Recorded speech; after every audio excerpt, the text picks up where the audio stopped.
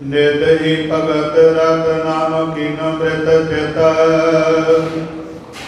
ਸੰਤਨ ਸੋਹਿਤ ਅਤ ਸੰਤ ਸਿੰਘ ਨਾਮ ਹੈ ਪਵਿੱਤਰ। ਨਿਤ ਹੀ ਭਗਤ ਰਤ ਨਾਮ ਕੀਨ ਬ੍ਰਿਤ ਚਿਤ। ਵਾਹਿਗੁਰੂ ਜੀ ਕਾ ਖਾਲਸਾ ਵਾਹਿਗੁਰੂ ਜੀ ਕੀ ਫਤਿਹ।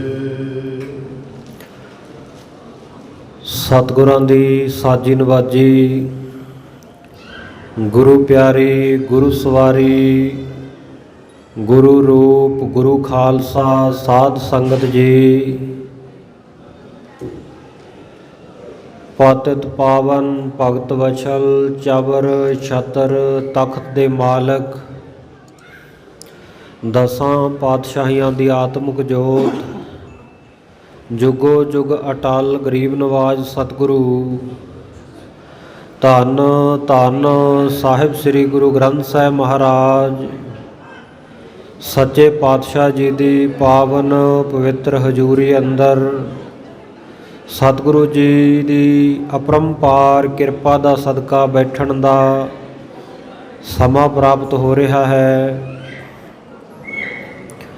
ਸਤਿਗੁਰਾਂ ਦੇ ਪਵਿੱਤਰ ਸਥਾਨ ਗੁਰਦੁਆਰਾ ਸ਼ਹੀਦ ਬਾਬਾ ਨਿਹਾਲ ਸਿੰਘ ਜੀ, ਸੰਤ ਬਾਬਾ ਹਰਨਾਮ ਸਿੰਘ ਜੀ ਦੇ ਪਵਿੱਤਰ ਅਸਥਾਨ ਦੇ ਉੱਤੇ ਤੱਲਣ ਨਗਰ ਵਿਖੇ ਆਪਾਂ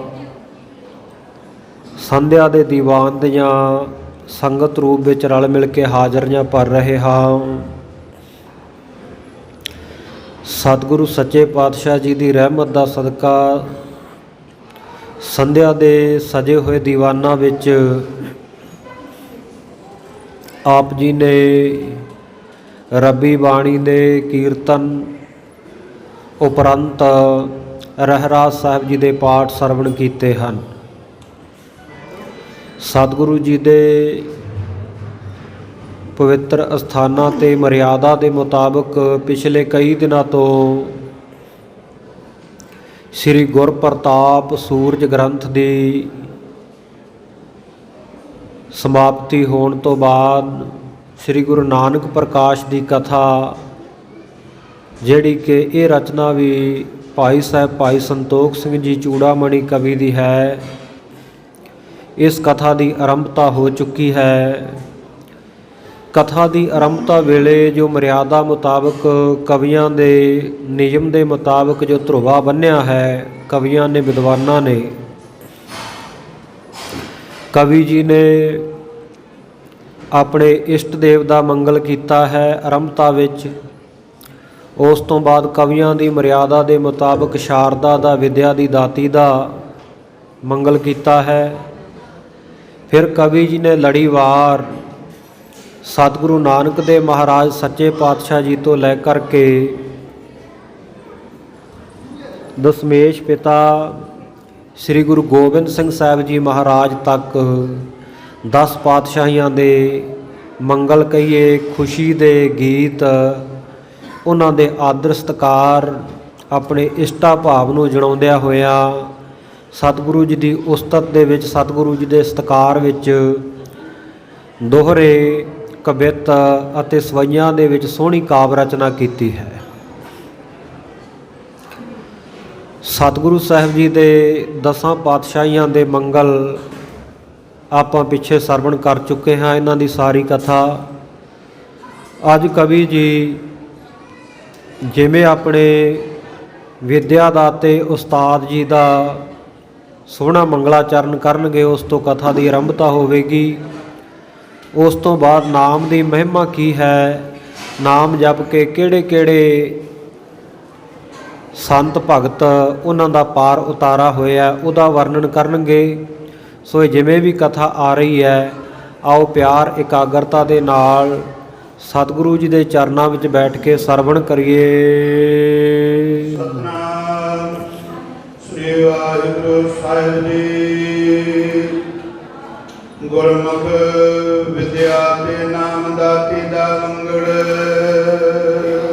ਕਵੀ ਭਾਈ ਸੰਤੋਖ ਸਿੰਘ ਜੀ ਆਪਣੇ ਵਿਦਿਆ ਗੁਰੂ ਆਪਣੇ ਉਸਤਾਦ ਜੀ ਦਾ ਮੰਗਲ, ਨਾਮ ਦੀ ਦਾਤ ਦੇਣ ਵਾਲੇ ਸਤਿਗੁਰੂ ਸਾਹਿਬ ਜੀ ਦਾ ਮੰਗਲ ਔਰ ਨਾਮ ਦੀ ਮਹਿਮਾ ਇਸ ਪ੍ਰਸੰਗ ਦੇ ਵਿੱਚ ਵਰਣਨ ਕਰ ਰਹੇ ਹਨ। ਸਬਿਤ ਨਿਤ ਹੀ ਭਗਤ ਰਤ ਨਾਮ ਕੀਨੋ ਮ੍ਰਿਤ ਚਿਤ। ਕਵੀ ਜੀ ਜਾਣਕਾਰੀ ਦਿੰਦੇ ਹੋਏ ਦੱਸ ਰਹੇ ਹਨ ਕਿ ਮੈਨੂੰ ਵਿਦਿਆ ਪੜ੍ਹਾਉਣ ਵਾਲੇ ਮੇਰੇ ਵਿਦਿਆ ਦਾਤੇ ਉਸਤਾਦ, ਉਹਨਾਂ ਦਾ ਸੁਭਾਅ ਕੈਸਾ ਸੀ, ਉਹਨਾਂ ਦਾ ਜੀਵਨ ਕੈਸਾ ਸੀ। ਕਹਿੰਦੇ ਨਿਤ ਹੀ ਭਗਤ ਰਤ, ਰਤ ਨਾਮ ਹੈ ਪ੍ਰੇਮ ਦਾ, ਮੁਹੱਬਤ ਦਾ, ਮੋਹ ਦਾ। ਕਵੀ ਜੀ ਕਹਿੰਦੇ ਹਨ ਕਿ ਮੇਰੇ ਵਿਦਿਆ ਦਾਤੇ ਉਸਤਾਦ ਮਹਾਂਪੁਰਖ ਜੋ ਹਨ ਉਹ ਨਿਤ ਹੀ ਭਗਤ ਰਤ, ਨਿੱਤਾ ਪ੍ਰਤੀ ਹੀ ਨਾਮ ਦੇ ਵਿੱਚ ਪ੍ਰੇਮ ਕਰਨ ਵਾਲੇ ਹਨ। ਕਦੇ ਕਦੇ ਨਹੀਂ ਬਲਕਿ ਨਿੱਤਾ ਪ੍ਰਤੀ ਨੇਮ ਦੇ ਮੁਤਾਬਕ ਨਾਮ ਦੇ ਵਿੱਚ ਰਤੇ ਰਹਿੰਦੇ ਹਨ, ਪ੍ਰੇਮ ਕਰਦੇ ਹਨ। ਨਾਮ ਕੀਨੋ ਬ੍ਰਿਤ ਚਿੱਤ, ਇੰਨਾ ਨਾਮ ਜਪਦੇ ਹੈ ਕਿ ਉਹਨਾਂ ਨੇ ਆਪਣੇ ਜਿਹੜੀਆਂ ਚਿੱਤ ਦੀਆਂ ਬਿਰਤੀਆਂ ਨਾ ਉਹਨਾਂ ਨੂੰ ਨਾਮ ਦਾ ਸਰੂਪ ਬਣਾ ਰੱਖਿਆ, ਕਿਉਂਕਿ 5 ਪ੍ਰਕਾਰ ਦੀਆਂ ਬਿਰਤੀਆਂ ਵਿਦਵਾਨ ਜਨਾਂ ਨੇ ਮੰਨੀਆਂ ਹਨ। ਸੋ ਇਹਨਾਂ 5 ਪ੍ਰਕਾਰ ਦੀਆਂ ਜਿਹੜੀਆਂ ਬਿਰਤੀਆਂ, ਸੋ ਉਹ ਕਹਿੰਦੇ ਜਿਵੇਂ ਬਿਰਤੀਆਂ ਦੇ ਵਿੱਚ ਸਾਡੀ ਸੁਰਤ ਕਦੇ ਕਿਤੇ ਚਲੀ ਜਾਂਦੀ ਹੈ, ਕਦੇ ਕਿਤੇ ਚਲੀ ਜਾਂਦੀ ਹੈ। ਸੋ ਇਸ ਪ੍ਰਕਾਰ ਕਹਿੰਦੇ ਉਹਨਾਂ ਦੀ ਬਿਰਤੀ ਟਿਕੀ ਹੋਈ ਹੈ, ਉਹਨਾਂ ਨੇ ਨਾਮ ਨੂੰ ਹੀ ਆਪਣੀ ਬਿਰਤੀ ਦੇ ਵਿੱਚ, ਚਿੱਤ ਦੇ ਵਿੱਚ ਟਿਕਾਇਆ ਹੋਇਆ ਹੈ। ਸੰਤਨ ਸੋ ਹਿਤ ਅਤ ਸੰਤ ਸੰਗ ਨਾਮ ਹੈ। ਸੋ ਐਸੇ ਮੇਰੇ ਵਿਦਿਆ ਉਸਤਾਦ ਹਨ ਜਿਨ੍ਹਾਂ ਨੇ ਪ੍ਰਮਾਣ, ਵਿਪਰਜੈ, ਵਿਕਲਪ, ਨਿੰਦਰਾ, ਸਿਮਰਤੀ ਇਤਿਆਦਿਕ ਮੰਦੀਆਂ ਬਿਰਤੀਆਂ ਦਾ ਨਿਰੋਧ ਕਰਕੇ ਇਹਨਾਂ ਨੂੰ ਰੋਕ ਕੇ ਨਾਮ ਨੂੰ ਆਪਣੇ ਚਿੱਤ ਵਿੱਚ ਠਹਿਰਾਇਆ ਹੋਇਆ। ਔਰ ਸੰਤਨ ਸੋ ਹਿਤ ਅਤ, ਰੱਬ ਦਾ ਨਾਮ ਜਪਣ ਵਾਲੇ ਜਿਹੜੇ ਸੰਤ ਹੈ, ਜਿਨ੍ਹਾਂ ਸਾਸ ਗਰਾਸ ਨਾ ਵਿਸਰੈ, ਹਰ ਨਾਮਾ ਮਨ ਮੰਤ, ਧਨ ਸੇਈ ਨਾਨਕਾ ਪੂਰਨ ਸੋਈ ਸੰਤ। ਜਿਹੜੇ ਸ਼ਾਂਤ ਚਿੱਤ ਮਹਾਤਮਾ ਸਾਧੂ ਹਨ, ਆਤਮਿਕ ਅਡੋਲਤਾ ਵਾਲੇ, ਕਹਿੰਦੇ ਉਹਨਾਂ ਦੇ ਨਾਲ ਵੀ ਬੜਾ ਪ੍ਰੇਮ ਕਰਨ ਵਾਲੇ ਆ, ਬੜਾ ਆਦਰ ਸਤਿਕਾਰ ਉਹਨਾਂ ਦਾ ਕਰਦੇ ਹਨ। ਤੇ ਮੇਰੇ ਵਿਦਿਆ ਦਾਤੇ ਦਾ ਨਾਮ ਸੰਤ ਸਿੰਘ ਹੈ। ਭਾਈ ਸੰਤ ਸਿੰਘ ਜੀ, ਗਿਆਨੀ ਸੰਤ ਸਿੰਘ ਜੀ ਕਵੀ ਜੀ ਦੇ ਵਿਦਿਆ ਦਾਤੇ ਦਾ ਨਾਮ ਹੈ। ਇੱਥੇ ਨਾਮ ਦਾ ਵਰਣਨ ਕੀਤਾ ਹੈ ਕਿ ਮੈਂ ਵਿਦਿਆ ਪੜ੍ਹੀ ਕਿੱਥੋਂ ਹੈ।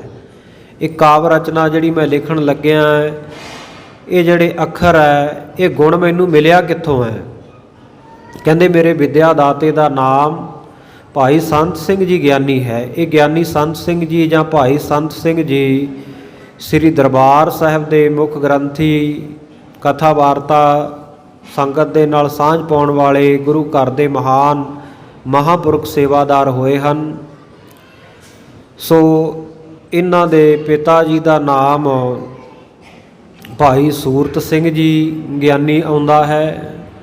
ਔਰ ਇਸੇ ਪ੍ਰਕਾਰ ਇਹਨਾਂ ਦੇ ਵਡੇਰੇ, ਇਹਨਾਂ ਦੇ ਦਾਦਾ ਜੀ ਦਾ ਨਾਮ ਰਾਮ ਸਿੰਘ ਜੀ, ਭਾਈ ਰਾਮ ਸਿੰਘ ਜੀ ਕਰਕੇ ਆਉਂਦਾ ਹੈ। ਚਣਕੋਟ ਨਗਰ ਦੇ ਇਹ ਰਹਿਣ ਵਾਲੇ ਸਨ। ਮੁਲਤਾਨ ਦੇ ਵਿੱਚ ਜਿਸ ਵੇਲੇ ਇਹ ਰਹੇ, ਗੁਰੂ ਕੀ ਸਿੱਖੀ ਨਾਲ ਪ੍ਰੇਮ ਬਹੁਤ ਸੀ। ਭਾਈ ਰਾਮ ਚੰਦ ਇਹਨਾਂ ਦਾ ਪਹਿਲਾ ਨਾਮ ਸੀ, ਅੰਮ੍ਰਿਤ ਛਕ ਕੇ ਰਾਮ ਸਿੰਘ ਬਣੇ ਸਨ। ਬਹੁਤ ਗੁਰਸਿੱਖੀ ਦਾ ਪ੍ਰਚਾਰ ਇਹਨਾਂ ਨੇ ਭਾਵਨਾ ਨਾਲ ਕੀਤਾ। ਮੁਲਤਾਨ ਦਾ ਜਿਹੜਾ ਰਾਜਾ ਇਹਨਾਂ ਦੇ ਨਾਲ ਖੁਣਸ ਖਾਣ ਲੱਗ ਪਿਆ,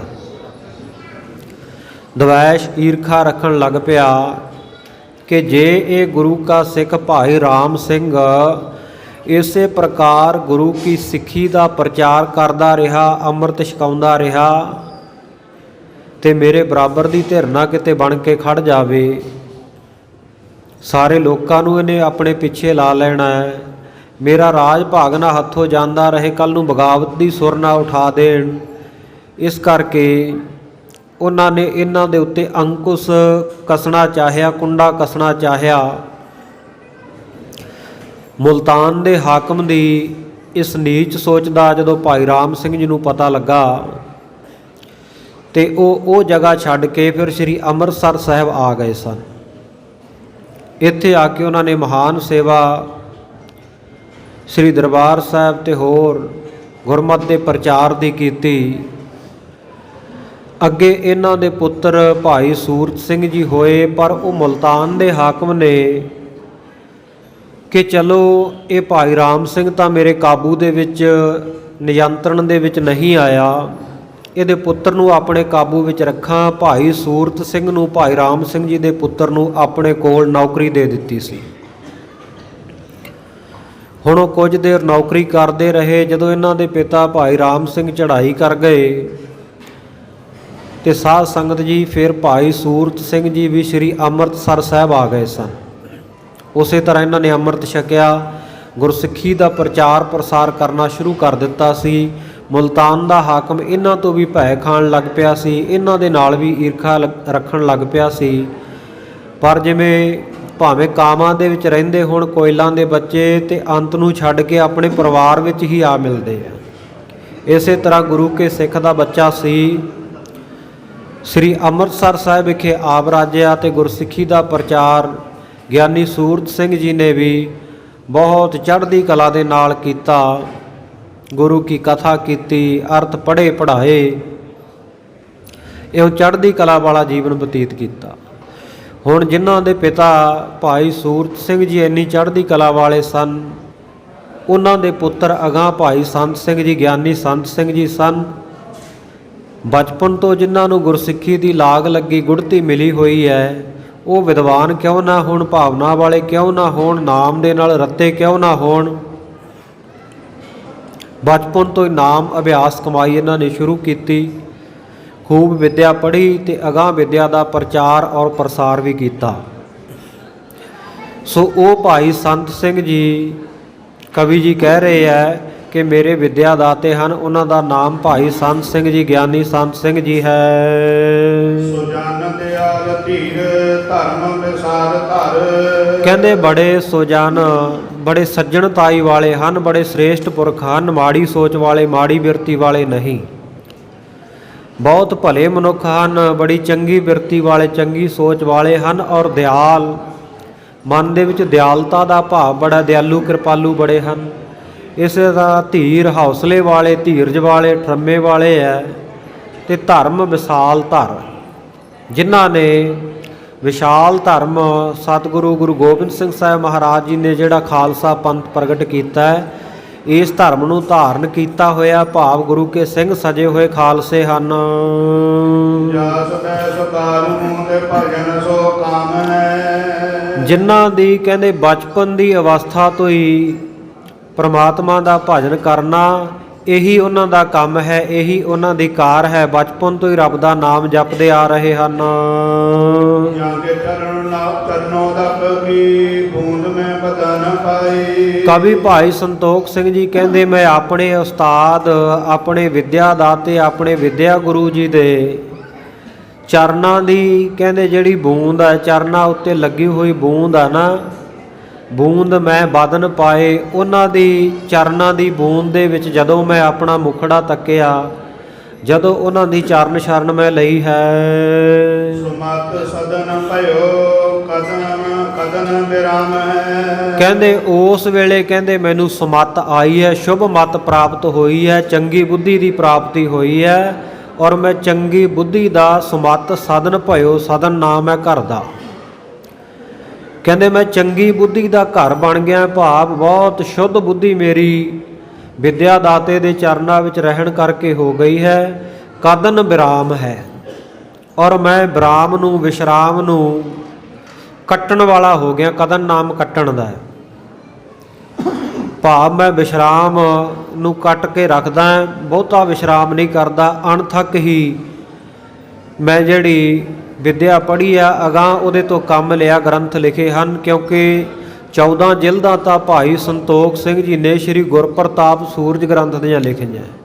ਗਰਭਗੰਜਨੀ ਟੀਕਾ ਲਿਖਿਆ, ਨਾਮਕੋਸ਼ ਲਿਖਿਆ, ਹੋਰ ਵੀ ਅਨੇਕਾਂ ਉਹਨਾਂ ਨੇ ਸਨਾਤਨ ਮਤ ਦੇ ਗ੍ਰੰਥਾਂ ਦਾ ਸਟੀਕ ਕੀਤਾ, ਅਰਥ ਭਾਵ ਕੀਤੇ ਹਨ।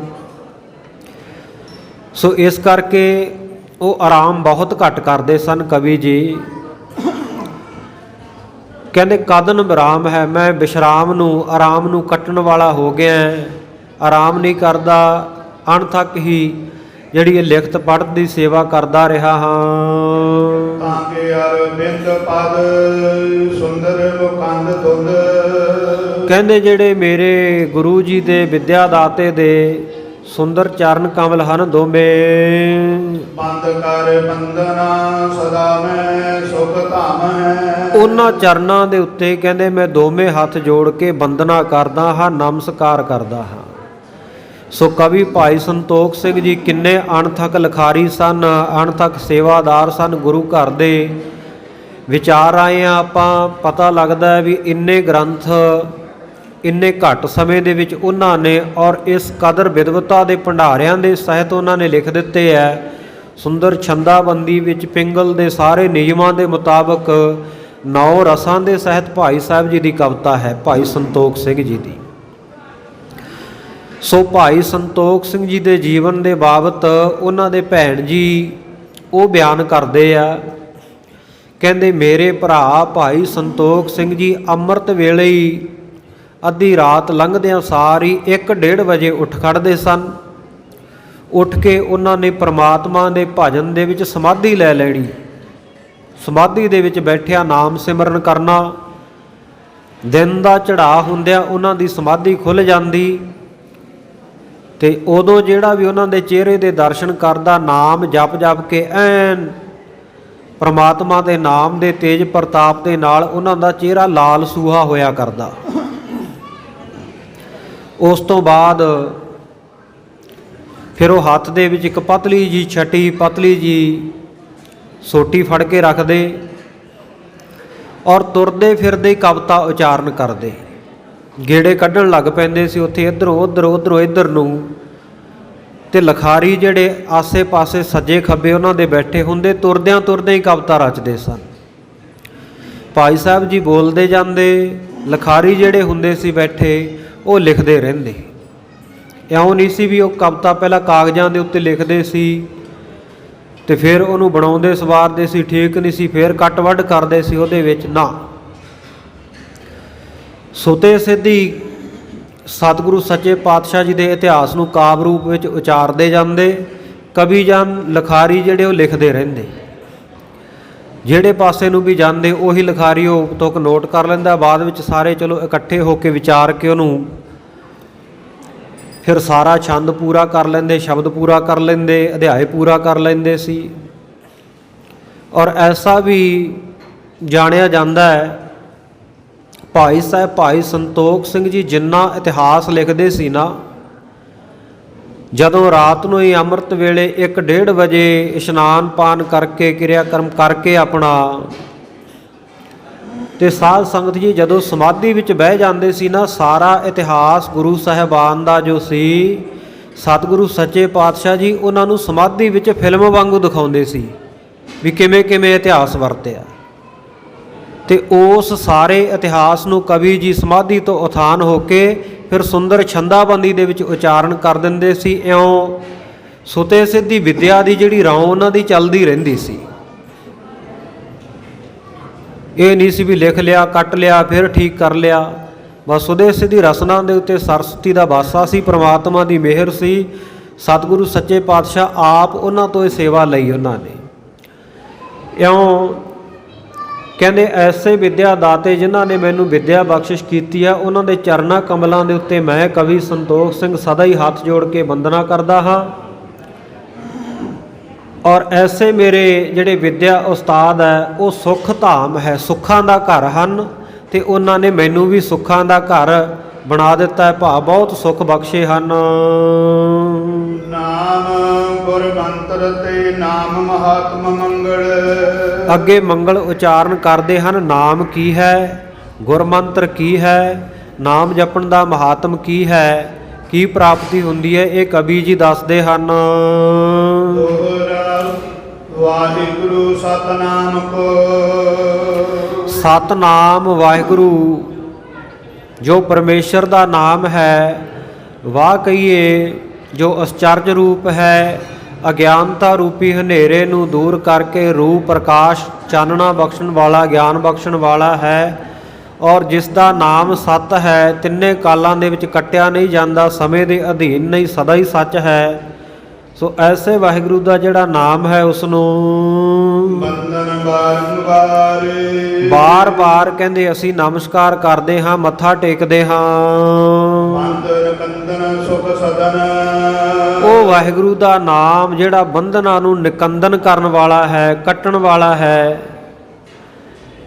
ਸੋ ਇਸੇ ਪ੍ਰਕਾਰ ਸੁਖ ਸਾਧਨ ਸੁੱਖਾਂ ਦਾ ਘਰ ਹੈ। ਦੁਖ ਮਰਦਨ ਨਿਰਧਾਰ ਕਹਿੰਦੇ ਅਸੀਂ ਇਹ ਗੱਲ ਨਿਰਧਾਰਤ ਕਰ ਲਈ ਹੈ, ਨਿਰਣੇ ਕਰ ਲਈ ਹੈ ਕਿ ਵਾਹਿਗੁਰੂ ਪਰਮੇਸ਼ਰ ਦਾ ਨਾਮ ਜਿਹੜਾ ਸਤਿਨਾਮ ਵਾਹਿਗੁਰੂ ਮੰਤਰ ਹੈ ਨਾ, ਇਹ ਦੁੱਖਾਂ ਨੂੰ ਮਲ ਦੇਣ ਵਾਲਾ ਹੈ। ਚੌਪਈ ਵਾਹਿਗੁਰੂ ਬਰ ਸੁੰਦਰ ਨਾਮੋ ਕਵੀ ਜੀ ਕਹਿੰਦੇ ਵਾਹਿਗੁਰੂ ਨਾਮ ਹੈ ਨਾ ਜਿਹੜਾ, ਇਹ ਬੜਾ ਬਰ ਸ੍ਰੇਸ਼ਟ ਅਤੇ ਸੁੰਦਰ ਨਾਮ ਹੈ। ਸਦਾ ਸਵਾਰੀ ਹਮਰੇ ਕਾਮੂ ਔਰ ਪਰਮੇਸ਼ਰ ਦਾ ਜਿਹੜਾ ਇਹ ਨਾਮ ਹੈ, ਵਾਹਿਗੁਰੂ ਨਾਮ ਹੈ, ਵਾਹਿਗੁਰੂ ਗੁਰਮੰਤਰ ਹੈ, ਜਪ ਹਉਮੈ ਖੋਈ, ਇਹ ਸਦਾ ਹੀ ਸਾਡੇ ਸਾਰੇ ਕਾਜ ਸਵਾਰਦਾ ਹੈ। ਮੇਰੇ ਸਾਰੇ ਕਾਜ ਇਹ ਵਾਹਿਗੁਰੂ ਮੰਤਰ ਦੀ ਕਿਰਪਾ ਦੇ ਨਾਲ, ਵਾਹਿਗੁਰੂ ਮੰਤਰ ਜਪਣ ਦੇ ਨਾਲ ਹੀ ਸਵਰੇ ਹਨ।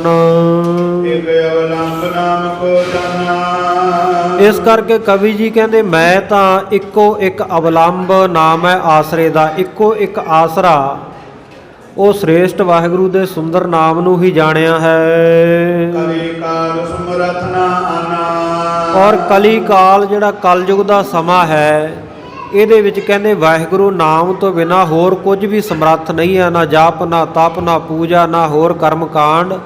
ਉਹ ਇੰਨੇ ਸਮਰੱਥਾਵਾਨ ਸ਼ਕਤੀਵਾਨ ਨਹੀਂ ਹਨ ਜਿੰਨਾ ਸਮਰੱਥਾਵਾਨ, ਜਿੰਨਾ ਸ਼ਕਤੀ ਭਰਪੂਰ ਪਰਮੇਸ਼ਰ ਵਾਹਿਗੁਰੂ ਜੀ ਦਾ ਨਾਮ ਹੈ। ਸਦਾ ਲੋਕ ਪਰਲੋਕ ਸਹਾਈ ਔਰ ਉਹ ਵਾਹਿਗੁਰੂ ਪਰਮੇਸ਼ਰ ਦਾ ਨਾਮ ਆ ਨਾ ਜਿਹੜਾ, ਸਾਧ ਸੰਗਤ ਜੀ, ਸਦਾ ਹੀ ਲੋਕ ਅਤੇ ਪਰਲੋਕ ਦੇ ਵਿੱਚ ਸਹਾਇਤਾ ਕਰਨ ਵਾਲਾ ਹੈ। ਨਾਮ ਲੈਤ ਹੀ ਬਿਗਨ ਪਰਾਈ ਔਰ ਵਾਹਿਗੁਰੂ ਪਰਮੇਸ਼ਰ ਦਾ ਜਿਹੜਾ ਇਹ ਨਾਮ ਹੈ, ਇਹ ਨਾਮ ਲੈਣ ਦੇ ਨਾਲ ਹੀ ਸਾਰੇ ਵਿਘਨ, ਕਲੇਸ਼, ਰੁਕਾਵਟਾਂ, ਮੁਸੀਬਤਾਂ ਜਿਹੜੀਆਂ ਉਹ ਪਰਾਈ ਕਹੀਏ ਪਲਾਇਨ ਕਰ ਜਾਂਦੀਆਂ, ਭੱਜ ਜਾਂਦੀਆਂ, ਦੌੜ ਜਾਂਦੀਆਂ, ਦੂਰ ਹੋ ਜਾਂਦੀਆਂ ਹਨ।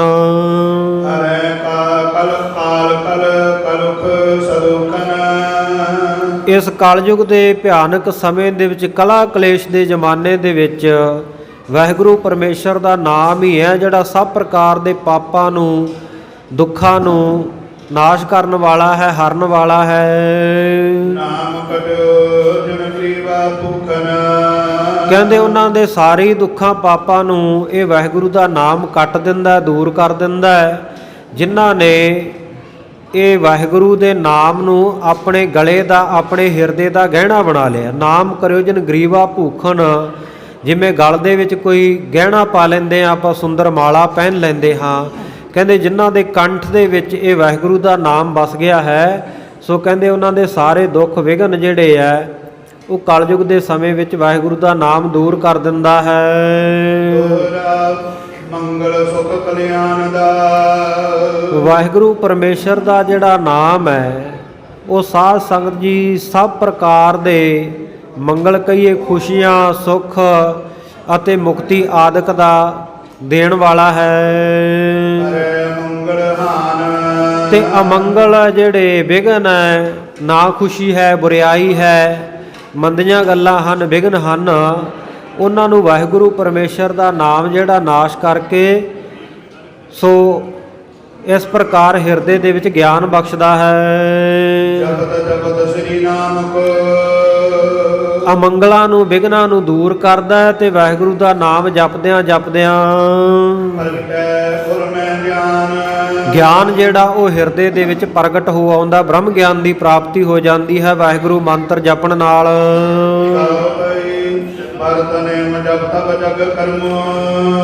ਸੋ ਇਸ ਪ੍ਰਕਾਰ ਕਹਿੰਦੇ ਜਿਹੜੇ ਵਰਤ ਰੱਖਣੇ ਹੈ, ਨਿਯਮ ਦੇ ਵਿੱਚ ਜੀਵਨ ਜ਼ਿੰਦਗੀ ਬਤੀਤ ਕਰਨੀ ਹੈ, ਇਸੇ ਤਰ੍ਹਾਂ ਜਪ ਤਪ ਕਰਨਾ ਹੈ ਸੰਸਾਰ ਦੇ ਵਿੱਚ। ਇਸ ਪ੍ਰਕਾਰ ਦੇ ਜਿਹੜੇ ਕਰਮ ਹਨ, ਧਰਮ ਦੇ ਕਾਰਜ ਹਨ।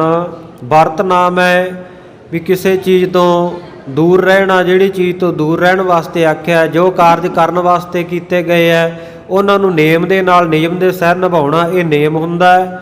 ਜਪ ਜਿਹੜਾ ਸਹਿਜੀ ਸੁਖਾਲੀ ਕਰ ਸਕੀਏ, ਜਿਵੇਂ ਆਪਾਂ ਕਥਾ ਬੈਠੇ ਸੁਣ ਰਹੇ ਹਾਂ, ਕੀਰਤਨ ਸੁਣ ਰਹੇ ਹਾਂ, ਔਰ ਇਸੇ ਪ੍ਰਕਾਰ ਗੁਰੂ ਕੀ ਬਾਣੀ ਪੜ੍ਹਦੇ ਹਾਂ, ਸੁਣਦੇ ਹਾਂ, ਇਹ ਜਪ ਹੈ। ਲੰਗਰ ਦੀ ਸੇਵਾ ਕਰਦੇ ਹਾਂ, ਜਪ ਹੈ। ਪਰ ਜਦੋਂ ਕਠਿਨ ਸਾਧਨਾ ਦੇ ਰਾਹੀਂ ਨਾਮ ਜਪਿਆ ਜਾਵੇ, ਜਿਵੇਂ ਧੂਣੀਆਂ ਤਾਪਣੀਆਂ, ਜਲ ਧਾਰੇ ਕਰਨੇ, ਇੱਕ ਇੱਕ ਪੈਰ ਦੇ ਸਹਾਰੇ ਖੜੇ ਹੋਣਾ ਜਾਂ ਪਾਣੀ ਦੇ ਵਿੱਚ ਖੜੇ ਹੋ ਕੇ ਨਾਮ ਜਪਣਾ, ਸੋ ਇਹਨੂੰ ਤਪ ਕਿਹਾ ਜਾਂਦਾ, ਜਿਹੜਾ ਤਪੱਸਿਆ ਸਾਧੀ ਜਾਂਦੀ ਹੈ। ਤੇ ਇਸੇ ਤਰ੍ਹਾਂ ਜਗ ਆਦਿਕ ਕਰਨੇ, ਸੰਸਾਰ ਦੇ ਵਿੱਚ ਜਿੰਨੇ ਧਰਮ ਦੇ ਕਰਮ ਹਨ, ਨਾਮ ਬਿਨਾ ਬਿਰਥੇ ਸਭ ਧਰਮੋ। ਕਵੀ ਜੀ ਕਹਿੰਦੇ ਜੇ ਵਾਹਿਗੁਰੂ ਪਰਮੇਸ਼ਰ ਦਾ ਨਾਮ ਨਹੀਂ ਹੈ ਤੇ ਸਾਰੇ ਕੀਤੇ ਹੋਏ ਕਰਮ ਕਾਂਡ ਜਿਹੜੇ ਸੰਸਾਰ ਦੇ ਵਿੱਚ ਇਹ ਵਿਅਰਥ ਹਨ, ਨਿਸਫਲ ਹਨ। ਨਾਮਹੀਨ ਭਵ ਸਾਗਰ ਪੀਚੂ। ਜਿਹੜਾ ਕੋਈ ਮਨੁੱਖ ਨਾਮ ਤੋਂ ਹੀਣਾ ਹੈ, ਵਾਹਿਗੁਰੂ ਮੰਤਰ ਜਿਸ ਨੇ ਧਾਰਨ ਨਹੀਂ ਕੀਤਾ, ਜੋ ਵਾਹਿਗੁਰੂ ਮੰਤਰ ਦਾ ਜਾਪ ਕਰਨ ਵਾਲਾ ਨਹੀਂ ਹੈ, ਕਹਿੰਦੇ ਉਹ ਇਸ ਸੰਸਾਰ ਸਾਗਰ ਦੇ ਵਿੱਚ ਜਨਮ ਧਰੈ ਊਚੂ ਕਬ ਨੀਚੂ। ਫਿਰ ਕਹਿੰਦੇ ਬਾਰ-ਬਾਰ ਇਸ ਜੱਗ ਦੇ ਵਿੱਚ, ਇਹ ਦੁਨੀਆ ਦੇ ਵਿੱਚ, ਸੰਸਾਰ ਦੇ ਵਿੱਚ ਜਨਮ ਧਾਰ ਕੇ ਆਉਂਦਾ ਹੈ, ਫਿਰ ਉਹਦੀ ਮੌਤ ਹੁੰਦੀ ਹੈ। ਜਮ ਜਮ ਮਰੈ, ਮਰੈ ਫਿਰ ਜੰਮੈ, ਬਹੁਤ ਸਜਾਏ ਪਿਆ ਦੇਸ਼ ਲੰਮੈ। ਇਸ ਤਰ੍ਹਾਂ ਕਦੇ ਉੱਚਾ ਚੜ੍ਹਦਾ, ਕਦੇ ਨੀਵਾਂ ਆਉਂਦਾ, ਕਦੇ ਜੰਮਦਾ, ਕਦੇ ਮਰਦਾ। ਐਸੀ ਹਾਲਤ 84 ਲੱਖ ਜੂਨਾਂ ਵਿੱਚ ਪਏ ਦੀ ਉਹਦੀ ਹੁੰਦੀ ਰਹਿੰਦੀ ਹੈ। ਨਾਮ ਬਿਨਾ ਤਿਗ ਰਾਜ ਸਮਾਜੂ। ਔਰ ਜੇਕਰ ਕਹਿੰਦੇ ਬਹੁਤ ਸਾਰਾ ਰਾਜ ਭਾਗ ਵੀ ਹੈ, ਸਾਜੋ ਸਮਾਨ ਪਦਾਰਥ ਵੀ ਹੈ ਕਿਸੇ ਮਨੁੱਖ ਦੇ ਕੋਲ, ਪਰ ਉਹ ਨਾਮ ਤੋਂ ਵਿਹੀਨ ਹੈ, ਨਾਮ ਨਹੀਂ ਜਪਦਾ ਵਾਹਿਗੁਰੂ ਦਾ। ਨਾਮਹੀਨ ਜਗ ਜੀਵਨ ਲਾਜੂ। ਫਿਰ ਕਹਿੰਦੇ ਨਾਮ ਤੋਂ ਬਿਨਾਂ ਕਹਿੰਦੇ ਸਭ ਕੁਝ ਧਰਕਾਰ ਜੋਗ ਹੈ, ਤੇ ਸੰਸਾਰ ਦੇ ਵਿੱਚ ਜਿਹੜਾ ਜੀਵਨ ਹੈ ਕਹਿੰਦੇ ਉਹ ਵੀ ਲੱਜਿਆ ਦੇ ਸਹਿਤ ਹੈ, ਸ਼ਰਮਸ਼ਾਰ ਜੀਵਨ ਉਹ ਜਿਉਂਦਾ ਹੈ ਜਿਹਨੇ ਨਾਮ ਨੂੰ ਧਾਰਨ ਨਹੀਂ ਕੀਤਾ। ਅਭੈ ਪਵਿੱਤ ਭੋਗੈ ਭਵ ਭੋਗੂ। ਔਰ ਅਭੈ ਹੋ ਕੇ, ਨਿਰਭੈ ਹੋ ਕੇ ਜਿਹੜਾ ਸੰਸਾਰ ਦੇ ਪਦਾਰਥਾਂ ਨੂੰ ਭੋਗਦਾ ਰਹਿੰਦਾ ਹੈ। ਨਾਮ ਬਿਨਾ ਜਾਵੇ ਜਮਲੋ ਲੋਗੂ। ਪਰ ਨਾਮ ਨਹੀਂ ਜਪਦਾ, ਕਹਿੰਦੇ ਨਾਮ ਤੋਂ ਹੀਣਾ ਹੋਣ ਕਰਕੇ ਫਿਰ ਕਹਿੰਦੇ ਨਾਮ ਬਿਨਾ ਜਾਵੇ ਜਮ ਲੋਗੂ, ਫਿਰ ਉਹ ਜਮਾਂ ਦੇ ਲੋਕ ਨੂੰ ਜਾਂਦਾ ਜਿਹਨੇ ਨਾਮ ਨਹੀਂ ਜਪਿਆ ਹੁੰਦਾ। ਕਉ ਪਈ ਸੁੰਦਰ ਮੰਦਰ ਅਗਨਾ ਸਿਜਾ। ਕਹਿੰਦੇ ਬਹੁਤ ਸੁੰਦਰ ਘਰ ਹੋਣ ਔਰ ਬਹੁਤ ਸੁੰਦਰ ਇਸਤਰੀਆਂ ਹੋਣ, ਸੋਹਣੀਆਂ ਫੌਜਾਂ, ਸੋਹਣੀਆਂ ਸੇਜਾਂ, ਸੋਹਣੀਆਂ ਇਸਤਰੀਆਂ ਹੋਣ, ਅੰਤ ਸਮੇਂ ਜਮ ਕਹਿ ਕਰ ਲੀਜਾ। ਪਰ ਨਾਮ ਤੋਂ ਹੀਣਾ ਮਨੁੱਖ ਤੇ ਅੰਤ ਨੂੰ ਹਾਲਤ ਕੀ ਹੁੰਦੀ ਹੈ, ਉਹਨੂੰ ਜਮ ਪਕੜ ਕੇ ਲੈ ਜਾਂਦੇ ਹਨ। ਚਤੁਰੰਗਨ ਤੁਜਨੀ ਬਲ ਤਰਣੀ। ਇਸ ਪ੍ਰਕਾਰ ਚਤੁਰੰਗਨ ਜਿਹੜੀ 4 ਪ੍ਰਕਾਰ ਦੀ ਸੈਨਾ ਹੈ, 4 ਪ੍ਰਕਾਰ ਦੀ ਸੈਨਾ ਪੈਦਲ, ਰਥਾਂ ਦੇ ਉੱਤੇ, ਹਾਥੀਆਂ ਦੇ ਉੱਤੇ, ਘੋੜਿਆਂ ਦੇ ਉੱਤੇ, ਇਹਨੂੰ ਚਤੁਰੰਗੀ ਸੈਨਾ ਕਹਿੰਦੇ ਆ। 4 ਪ੍ਰਕਾਰ ਦੀ ਜਿਸ ਦੇ ਕੋਲ ਸੈਨਾ ਹੋਵੇ, ਝੰਡੇ ਝੂਲਦੇ ਹੋਣ ਜਿਸ ਦੇ, ਤੇ ਬੜਾ ਬਲ ਦਾ ਧਾਰਨੀ ਹੋਵੇ, ਸ਼ਕਤੀਸ਼ਾਲੀ ਹੋਵੇ। ਤੇਜਨ ਕਾਹੂ ਨਾ ਤੇ ਹੋਏ ਕਰਨੀ। ਪਰ ਜਦੋਂ ਅੰਤ ਦਾ ਸਮਾਂ ਆਉਂਦਾ ਨਾ, ਤੇ ਉਦੋਂ ਫਿਰ ਕੋਈ ਉਪਾਅ ਨਹੀਂ ਕੀਤਾ ਜਾ ਸਕਦਾ, ਨਾ ਉਹਨੂੰ ਚਤੁਰੰਗੀ ਸੈਨਾ ਬਚਾ ਸਕਦੀ ਹੈ, ਨਾ ਰਾਜ ਭਾਗ, ਨਾ ਸੁੰਦਰ ਮੰਦਰ, ਨਾ ਇਸਤਰੀਆਂ, ਕੋਈ ਵੀ ਉਹਨੂੰ ਬਚਾ ਨਹੀਂ ਸਕਦਾ, ਜਮ ਲੈ ਹੀ ਜਾਂਦੇ ਹਨ। ਗਜ ਬਾਜੀ ਸੰਦਨ ਗੌਰੰਗੀ। ਗਜ ਹਾਥੀ, ਬਾਜੀ, ਘੋੜੇ, ਸਿੰਦਨ ਕਹੀਏ ਜਿਹੜੇ ਰਥ ਆਦਿਕ ਹਨ, ਬਹੁ ਰੰਗਾਂ ਦੇ, ਓਤ ਕੋਸ਼ ਗਮਨੇ ਪਗ ਨੰਗੀ। ਔਰ ਬਹੁਤ ਸਾਰੇ ਖਜ਼ਾਨੇ, ਕੋਸ਼ ਨਾਮ ਹੈ, ਖਜ਼ਾਨੇ ਧਨ ਦੇ ਅੰਬਾਰ ਵੀ ਲੱਗੇ ਹੋਣ, ਪਰ ਕਵੀ ਜੀ ਕਹਿੰਦੇ ਗਮਨੇ ਪਗ ਨੰਗੇ, ਮਨੁੱਖ ਇਹ ਧਰਤੀ ਤੋਂ ਨੰਗੇ ਪੈਰ ਹੀ ਜਾਂਦਾ ਹੈ। ਜੈਸਾ ਕਿ ਗੁਰਬਾਣੀ ਦਾ ਵੀ ਫਰਮਾਨ ਹੈ, ਨਾਂਗੇ ਪਾਵਹੁ ਤੇ ਗਏ ਜਿਨ ਕੇ ਲੱਖ ਕਰੋੜ। ਲੱਖਾਂ ਕਰੋੜਾਂ ਵਾਲੇ ਵੀ ਇਹ ਧਰਤੀ ਤੋਂ ਅੰਤ ਦੇ ਸਮੇਂ ਨੰਗੇ ਪੈਰ ਹੀ ਜਾਂਦੇ ਹਨ।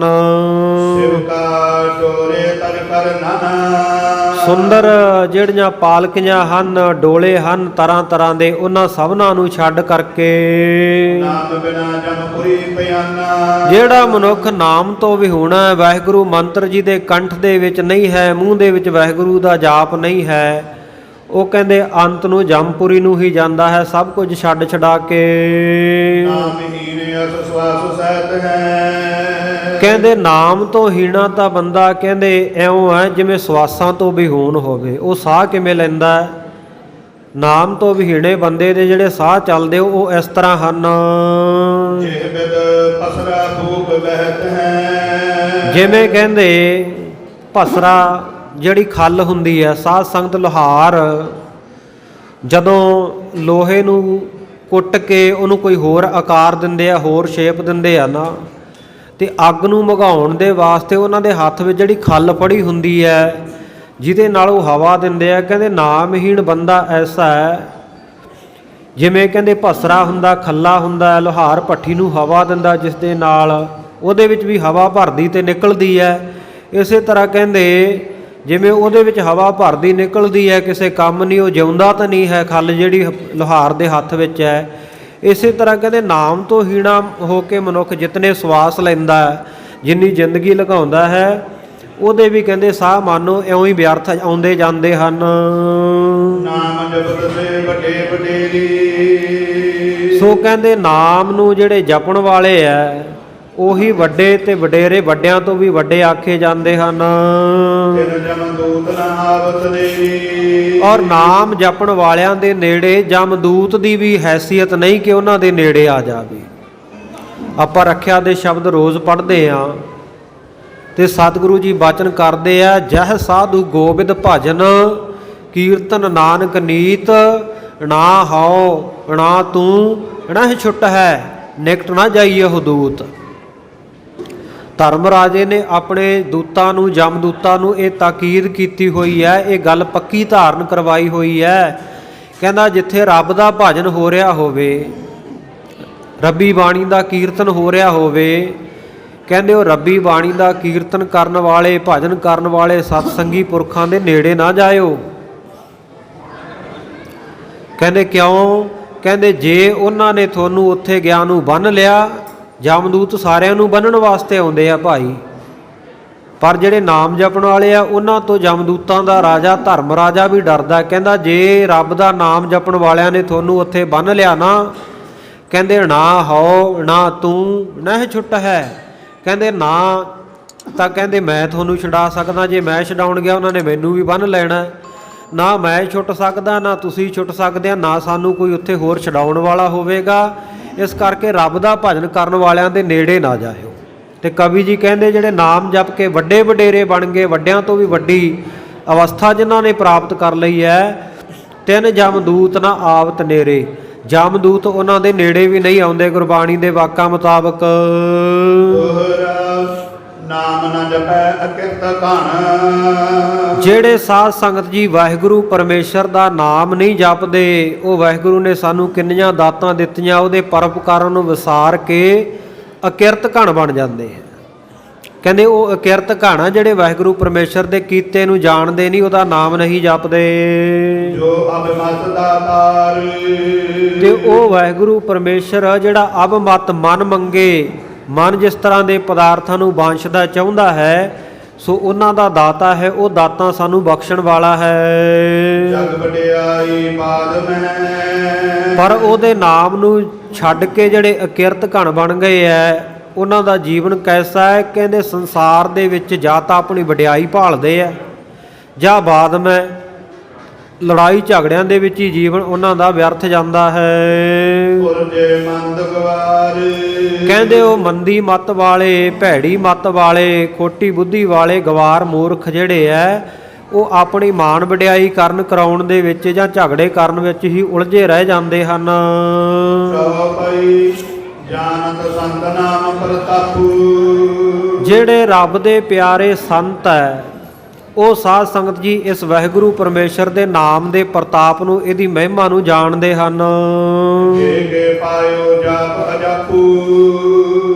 ਸੋ ਜਿਸ ਕਰਕੇ ਉਹਨਾਂ ਨੇ ਇਹ ਜਿਹੜਾ ਵਾਹਿਗੁਰੂ ਪਰਮੇਸ਼ਰ ਦਾ ਜਾਪ ਆ ਨਾ, ਉਹਨਾਂ ਦੇ ਮਨ ਦੇ ਵਿੱਚ ਅਜਪਾ ਹੀ ਚੱਲਣ ਲੱਗ ਪਿਆ, ਬਿਨਾਂ ਜਪੀ ਆਪਣੇ ਆਪ ਹੀ ਚੱਲਣ ਲੱਗ ਪਿਆ। ਇੰਨਾ ਅਭਿਆਸ ਉਹਨਾਂ ਨੇ ਕਰ ਦਿੱਤਾ, ਆਦਤ ਪੱਕ ਗਈ। ਜਿਵੇਂ ਆਦਤ ਪੱਕ ਜਾਂਦੀ ਹੈ ਨਾ ਕਿਸੇ ਬੰਦੇ ਨੂੰ, ਕਈ ਬੰਦੇ ਹੁੰਦੇ ਆ ਵੀ ਬੈਠੇ ਹੋ ਇੱਦਾਂ ਪੈਰ ਜਾਂ ਹਿਲਾਈ ਜਾਣਗੇ, ਉਹ ਆਦਤ ਪੱਕ ਜਾਂਦੀ ਹੈ। ਕਿਸੇ ਨੂੰ ਨਹੁੰ ਚੱਬਣ ਦੀ ਆਦਤ, ਕਿਸੇ ਨੂੰ ਕੋਈ ਆਦਤ ਪੱਕ ਜਾਂਦੀ ਹੈ। ਕਈਆਂ ਨੂੰ ਆਦਤ ਹੁੰਦੀ ਹੈ ਵੀ ਅੱਖਾਂ ਨੂੰ ਬਾਰ-ਬਾਰ ਝਮਕਦੇ ਜੇ ਹੈ, ਜ਼ਿਆਦਾ ਜ਼ੋਰ ਨਾਲ ਬੰਦ ਕਰ ਦਿੰਦੇ ਹੈ, ਸੋ ਆਦਤ ਪੱਕ ਜਾਂਦੀ ਹੈ। ਇਸੇ ਤਰ੍ਹਾਂ ਵਾਹਿਗੁਰੂ ਪਰਮੇਸ਼ਰ ਦੇ ਜਿਹੜੇ ਪਿਆਰੇ ਆ, ਜਦੋਂ ਜਾਪ ਕਰਦੇ ਆ ਨਾ, ਜਾਪ ਕਰਦਿਆਂ ਕਰਦਿਆਂ ਉਹਨਾਂ ਦਾ ਇੰਨੀ ਇਹ ਆਦਤ ਜਾਪ ਦੀ ਪੱਕ ਜਾਂਦੀ ਆ ਵੀ ਅਜਪਾ ਜਾਪ ਸ਼ੁਰੂ ਹੋ ਜਾਂਦਾ ਹੈ। ਅਜਪਾ ਜਾਪ ਨਾ ਵੀਸਰੈ ਆਦਿ ਜੁਗਾਦ ਸਮਾਈ, ਜਪਣਾ ਨਹੀਂ ਪੈਂਦਾ ਉਹਨਾਂ ਨੂੰ, ਆਪ ਮੁਹਾਰੇ ਹੀ ਉਹਨਾਂ ਦੇ ਹਿਰਦੇ ਵਿੱਚ ਚੱਲਣ ਲੱਗ ਪੈਂਦਾ। ਬੋਲ ਕੇ ਨਹੀਂ ਜਪਣਾ ਪੈਂਦਾ, ਜੀਭ ਨਹੀਂ ਹਿਲਾਉਣੀ ਪੈਂਦੀ, ਧਿਆਨ ਨਹੀਂ ਦੇਣਾ ਪੈਂਦਾ ਅਸੀਂ ਨਾਮ ਜਪੀਏ, ਬਲਕਿ ਸੁਤੇ ਸਿੱਧੀ ਉਹਨਾਂ ਦੇ ਕਹਿੰਦੇ ਜਿਹੜੇ ਪਰਮੇਸ਼ਰ ਦਾ ਨਾਮ ਦਾ ਮਹਾਤਮ ਸੰਤ ਮਹਾਤਮਾ ਜਾਣਦੇ ਆ, ਉਹਨਾਂ ਨੇ ਕਹਿੰਦੇ ਅਜਪੇ ਜਾਪ ਦੀ ਹੀ ਪ੍ਰਾਪਤੀ ਕਰ ਲਈ ਹੈ। ਜੈ ਜਾਣੈ ਸਾਖਤ ਪ੍ਰਤਾਪਾ। ਪਰ ਜਿਹੜੇ ਸਾਖਤ ਮਨੁੱਖ ਹੈ, ਡਿੱਗੇ ਹੋਏ, ਵਾਹਿਗੁਰੂ ਤੋਂ ਜੁਦਾ ਹੋਏ, ਜਿਹਦੀ ਸੁਰਤ ਕਰਤੇ ਦੇ ਨਾਲ ਵਾਹਿਗੁਰੂ ਦੇ ਨਾਲ ਜੁੜੀ ਨਹੀਂ ਹੋਈ, ਪਰ ਉਹ ਵਾਹਿਗੁਰੂ ਦੀ ਕਿਰਤ ਦੇ ਵਿੱਚ ਡਿੱਗੀ ਹੋਈ ਹੈ, ਭਾਵ ਕਰਤਾਰ ਨੂੰ ਕਰਤੇ ਨੂੰ ਵਿਸਾਰ ਕੇ ਦਾਤ ਪਿਆਰੀ ਵਿਸਰਿਆ ਦਾਤਾਰਾ ਜਾਣੈ ਨਾਹੀ ਮਰਨ ਵਿਚਾਰਾ। ਐਸੀ ਅਵਸਥਾ ਹੋਈ ਹੈ ਵੀ ਦਾਤਾ ਭੁੱਲ ਗਿਆ ਤੇ ਉਹਦੀਆਂ ਦਾਤਾਂ ਚੰਗੀਆਂ ਲੱਗਦੀਆਂ। ਜਿਹੜੇ ਐਸੇ ਸਾਖਤ ਮਨੁੱਖ ਹੈ, ਲਿਵ ਦੇ ਵਿਰੋਧ ਦੇ ਵਿੱਚ ਆ, ਜਿਹੜੇ ਲਿਵ ਤਾਰ ਜੋੜਦੇ ਹੀ ਨਹੀਂ ਵਾਹਿਗੁਰੂ ਦੇ ਨਾਲ, ਐਸੀ ਜਿਨ੍ਹਾਂ ਦੀ ਸਾਖਤ ਅਵਸਥਾ ਹੈ, ਸੋ ਉਹ ਵਾਹਿਗੁਰੂ ਦੇ ਨਾਮ ਦੇ ਪ੍ਰਤਾਪ ਨੂੰ ਜਾਣਦੇ ਨਹੀਂ। ਧਨ ਵਿਸ਼ਵਾਸੀ ਅਹਿਮਤ ਆਪਾ। ਉਹ ਤਾਂ ਜਿਹੜਾ ਧਨ ਹੈ, ਮਾਇਆ ਹੈ, ਉਹਦੇ ਇਕੱਠਾ ਕਰਨ ਦੇ ਵਿੱਚ ਹੀ, ਉਹਨੂੰ ਸੰਚਣ ਦੇ ਵਿੱਚ ਹੀ ਯਕੀਨ ਰੱਖਦੇ ਆ। ਔਰ ਅਹਿਮਤ ਆਪਾ, ਇਹ ਨਾਮ ਹੈ ਸੱਪ ਦਾ ਤੇ ਮਤ ਨਾਮ ਹੈ ਬੁੱਧੀ ਦਾ।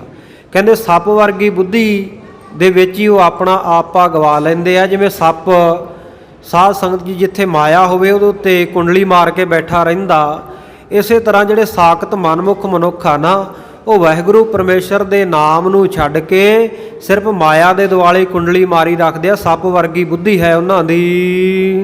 ਧਰਮ ਹੇਤੁ ਸਭ ਕਰੈ ਉਪਾਈ। ਔਰ ਧਨ ਇਕੱਠਾ ਕਰਨ ਦੇ ਵਾਸਤੇ ਹੀ ਸਭ ਪ੍ਰਕਾਰ ਦੇ ਉਪਾਅ ਕਰਦੇ ਆ, ਯਤਨ ਕਰਦੇ ਹਨ। ਵਾਹਿਗੁਰੂ ਔਰ ਦੀਨ ਭੁਲਾਈ। ਔਰ ਵਾਹਿਗੁਰੂ ਦੇ ਨਾਮ ਨੂੰ ਤਾਂ ਉਹਨਾਂ ਨੇ ਹਿਰਦੇ ਵਿੱਚੋਂ ਬਿਲਕੁਲ ਉੱਕਾ ਹੀ ਭੁਲਾ ਦਿੱਤਾ ਹੈ। ਕੰਚਨ ਰੁਚਿਰ ਰਚਿਤ ਬਰ ਬਰਨ ਰਤਨਾ। ਪਰ ਅਸਲ ਦੇ ਵਿੱਚ ਕਹਿੰਦੇ ਜਿਹੜੇ ਵਾਹਿਗੁਰੂ ਪਰਮੇਸ਼ਰ ਦਾ ਨਾਮ ਆ ਨਾ, ਇਹ ਤਾਂ ਸੋਨੇ ਦਾ ਬਣਿਆ ਮਨ ਮੋਹ ਲੈਣ ਵਾਲਾ ਜਿਹੜਾ ਗਹਿਣਾ ਹੈ। ਇਸ ਨੂੰ ਕਹਿੰਦੇ ਛੱਡ ਕੇ ਤੇ ਤਜ ਕਰਤ ਕਾਟ ਹਿਤ ਜਤਨਾ।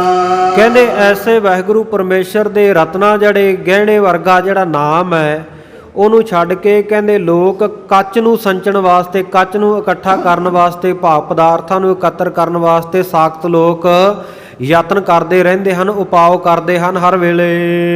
ਸੋਈਆ ਜਾਣਤ ਹੈ ਮਹਿਮਾ ਅਸ਼ੇਕ ਸੋ।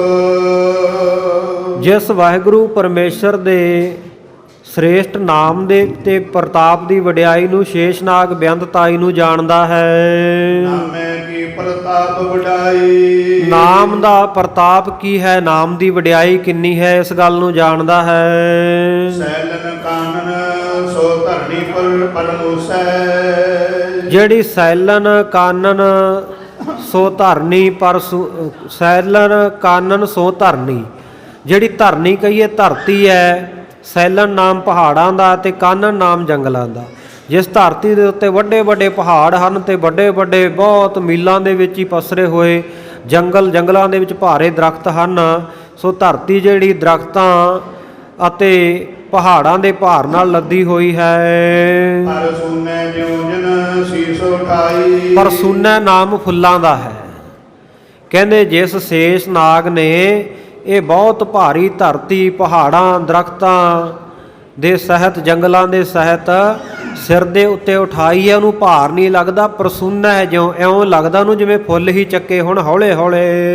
ਨਾਮ ਮਹਾਤਮਾ ਸ਼ੰਕਰ ਜਾਣਤ। ਜਾਂ ਫਿਰ ਕਹਿੰਦੇ ਇਹ ਨਾਮ ਦਾ ਮਹਾਤਮ, ਨਾਮ ਦਾ ਮਹੱਤਵ ਕੀ ਹੈ, ਇਹਨੂੰ ਕਹਿੰਦੇ ਸ਼ੰਕਰ ਸ਼ਿਵ ਜੀ ਜਾਣਦਾ ਹੈ। ਕੰਠ ਹਲਾਲ ਲੀਨ ਪਚਾਈ। ਜਿਸ ਸ਼ਿਵ ਭਗਵਾਨ ਨੇ ਆਪਣੇ ਕੰਠ ਦੇ ਵਿੱਚ, ਗਲੇ ਦੇ ਵਿੱਚ ਜ਼ਹਿਰ ਨੂੰ ਪਚਾ ਲਿਆ, ਇਸ ਕਰਕੇ ਸ਼ਿਵ ਭਗਵਾਨ ਨੂੰ ਨੀਲਕੰਠ ਵੀ ਕਿਹਾ ਜਾਂਦਾ ਹੈ। ਜਦੋਂ ਸਾਧ ਸੰਗਤ ਜੀ ਦੇਵਤਿਆਂ ਨੇ ਸਮੁੰਦਰ ਮਥਨ ਕੀਤਾ, ਰਿੜਕਿਆ ਹੈ, ਤੇ ਉਸ ਵੇਲੇ 14 ਰਤਨ ਨਿਕਲੇ ਆ। ਗੁਰਬਾਣੀ ਵਿੱਚ ਵੀ ਇਸ ਗੱਲ ਦੀ ਗਵਾਹੀ ਆਉਂਦੀ ਹੈ, 14 ਰਤਨ ਨਿਕਾਲਿਆਨ ਕੀ ਤੋਨ ਚਾਨਾਨ।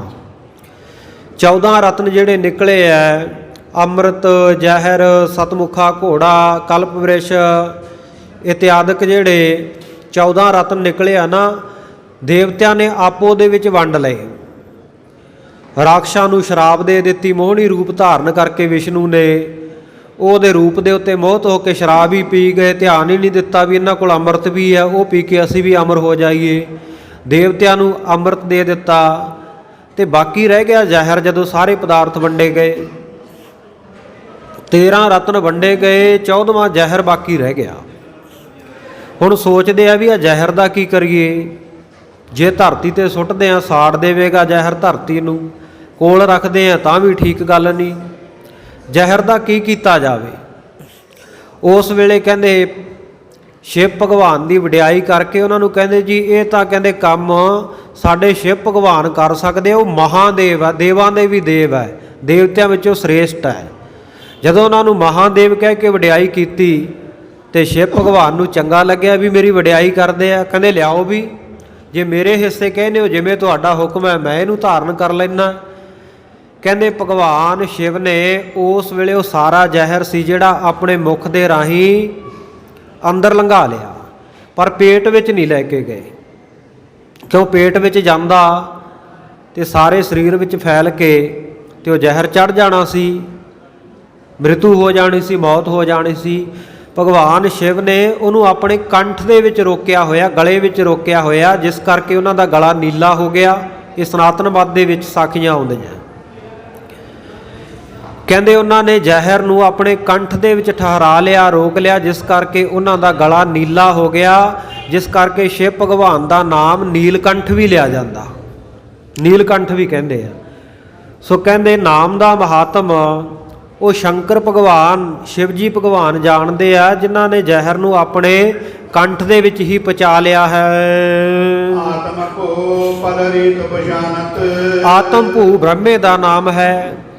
ਕਹਿੰਦੇ ਬ੍ਰਹਮਾ ਜਿਹੜਾ ਦੇਵਤਾ ਹੈ ਉਹ ਵੀ ਭਲੀ ਰੀਤੀ ਦੇ ਨਾਲ ਕਹਿੰਦੇ ਪਛਾਣਦਾ ਹੈ ਨਾਮ ਦੀ ਮਹਿਮਾ ਨੂੰ। ਜਾਂ ਬਲ ਸੋ ਪਰਪੰਚ ਬਨਾਈ। ਜਿਸ ਵਾਹਿਗੁਰੂ ਦੇ ਨਾਮ ਦੇ ਬਲ ਦੇ ਨਾਲ ਉਸ ਬ੍ਰਹਮਾ ਨੇ ਸਾਰਾ ਪ੍ਰਪੰਚ, ਸਾਰਾ ਸੰਸਾਰ ਬਣਾਇਆ, ਰਚਿਆ ਹੈ। ਸੋਈਆ ਪ੍ਰਹਿਲਾਦ ਕਵਾਦਤ ਲੋਚਨ ਨਾਰਦ।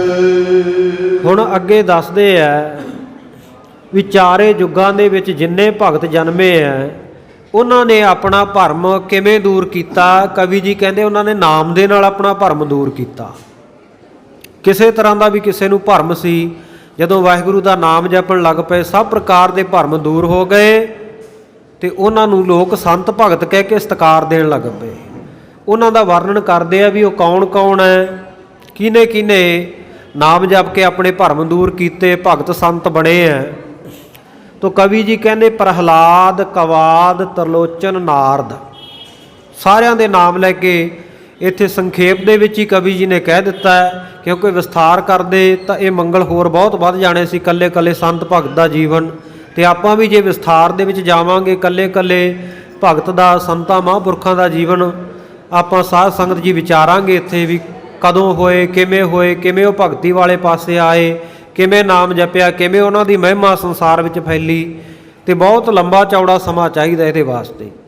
ਤੇ ਮੰਗਲਾਂ ਦੀ ਕਥਾ ਕਿਉਂਕਿ ਕਈ ਦਿਨਾਂ ਤੋਂ ਆਰੰਭ ਹੋਈ ਹੈ, ਇਸ ਕਰਕੇ ਆਪਾਂ ਚਾਹੁੰਦੇ ਹਾਂ ਕਿ ਸੰਤਾਂ ਭਗਤਾਂ ਦਾ ਜੀਵਨ ਵਿੱਚ ਵਿੱਚ ਜਿੱਥੇ ਜਿੱਥੇ ਕਿਤੇ ਲੋੜ ਪਵੇਗੀ ਆਪਾਂ ਕਥਾ ਦੇ ਦੌਰਾਨ ਵਿਚਾਰਦੇ ਰਹਾਂਗੇ। ਇੱਥੇ ਸੰਖੇਪ ਅਰਥ ਹੀ ਕਰਾਂਗੇ ਕੱਲੇ, ਜਿਵੇਂ ਉਹਨਾਂ ਦੇ ਕਵੀ ਜੀ ਨੇ ਨਾਮ ਲਏ ਆ, ਕੱਲੇ ਕੱਲੇ ਦਾ ਜੀਵਨ ਆਪਾਂ ਇੱਥੇ ਵਰਣਨ ਨਹੀਂ ਕਰਾਂਗੇ, ਕਿਉਂਕਿ ਦਾਸ ਦਾ ਖਿਆਲ ਹੈ ਕਿ ਇਹ ਜਿਹੜੀ ਕਥਾ ਬੜੀ ਮਹਿੰਗੀ ਹੈ, ਬੜੇ ਮਹਿੰਗੇ ਕਠਨ ਸ਼ਬਦ ਕਵੀ ਜੀ ਨੇ ਇੱਥੇ ਵਰਤੇ ਹੈ, ਜਿਹੜੇ ਆਮ ਪਾਠਕਾਂ ਸਰੋਤਿਆਂ ਦੀ ਸਮਝ ਗੋਚਰੇ ਨਹੀਂ, ਉੱਪਰੋਂ ਦੀ ਲੰਘ ਜਾਂਦੇ ਆ।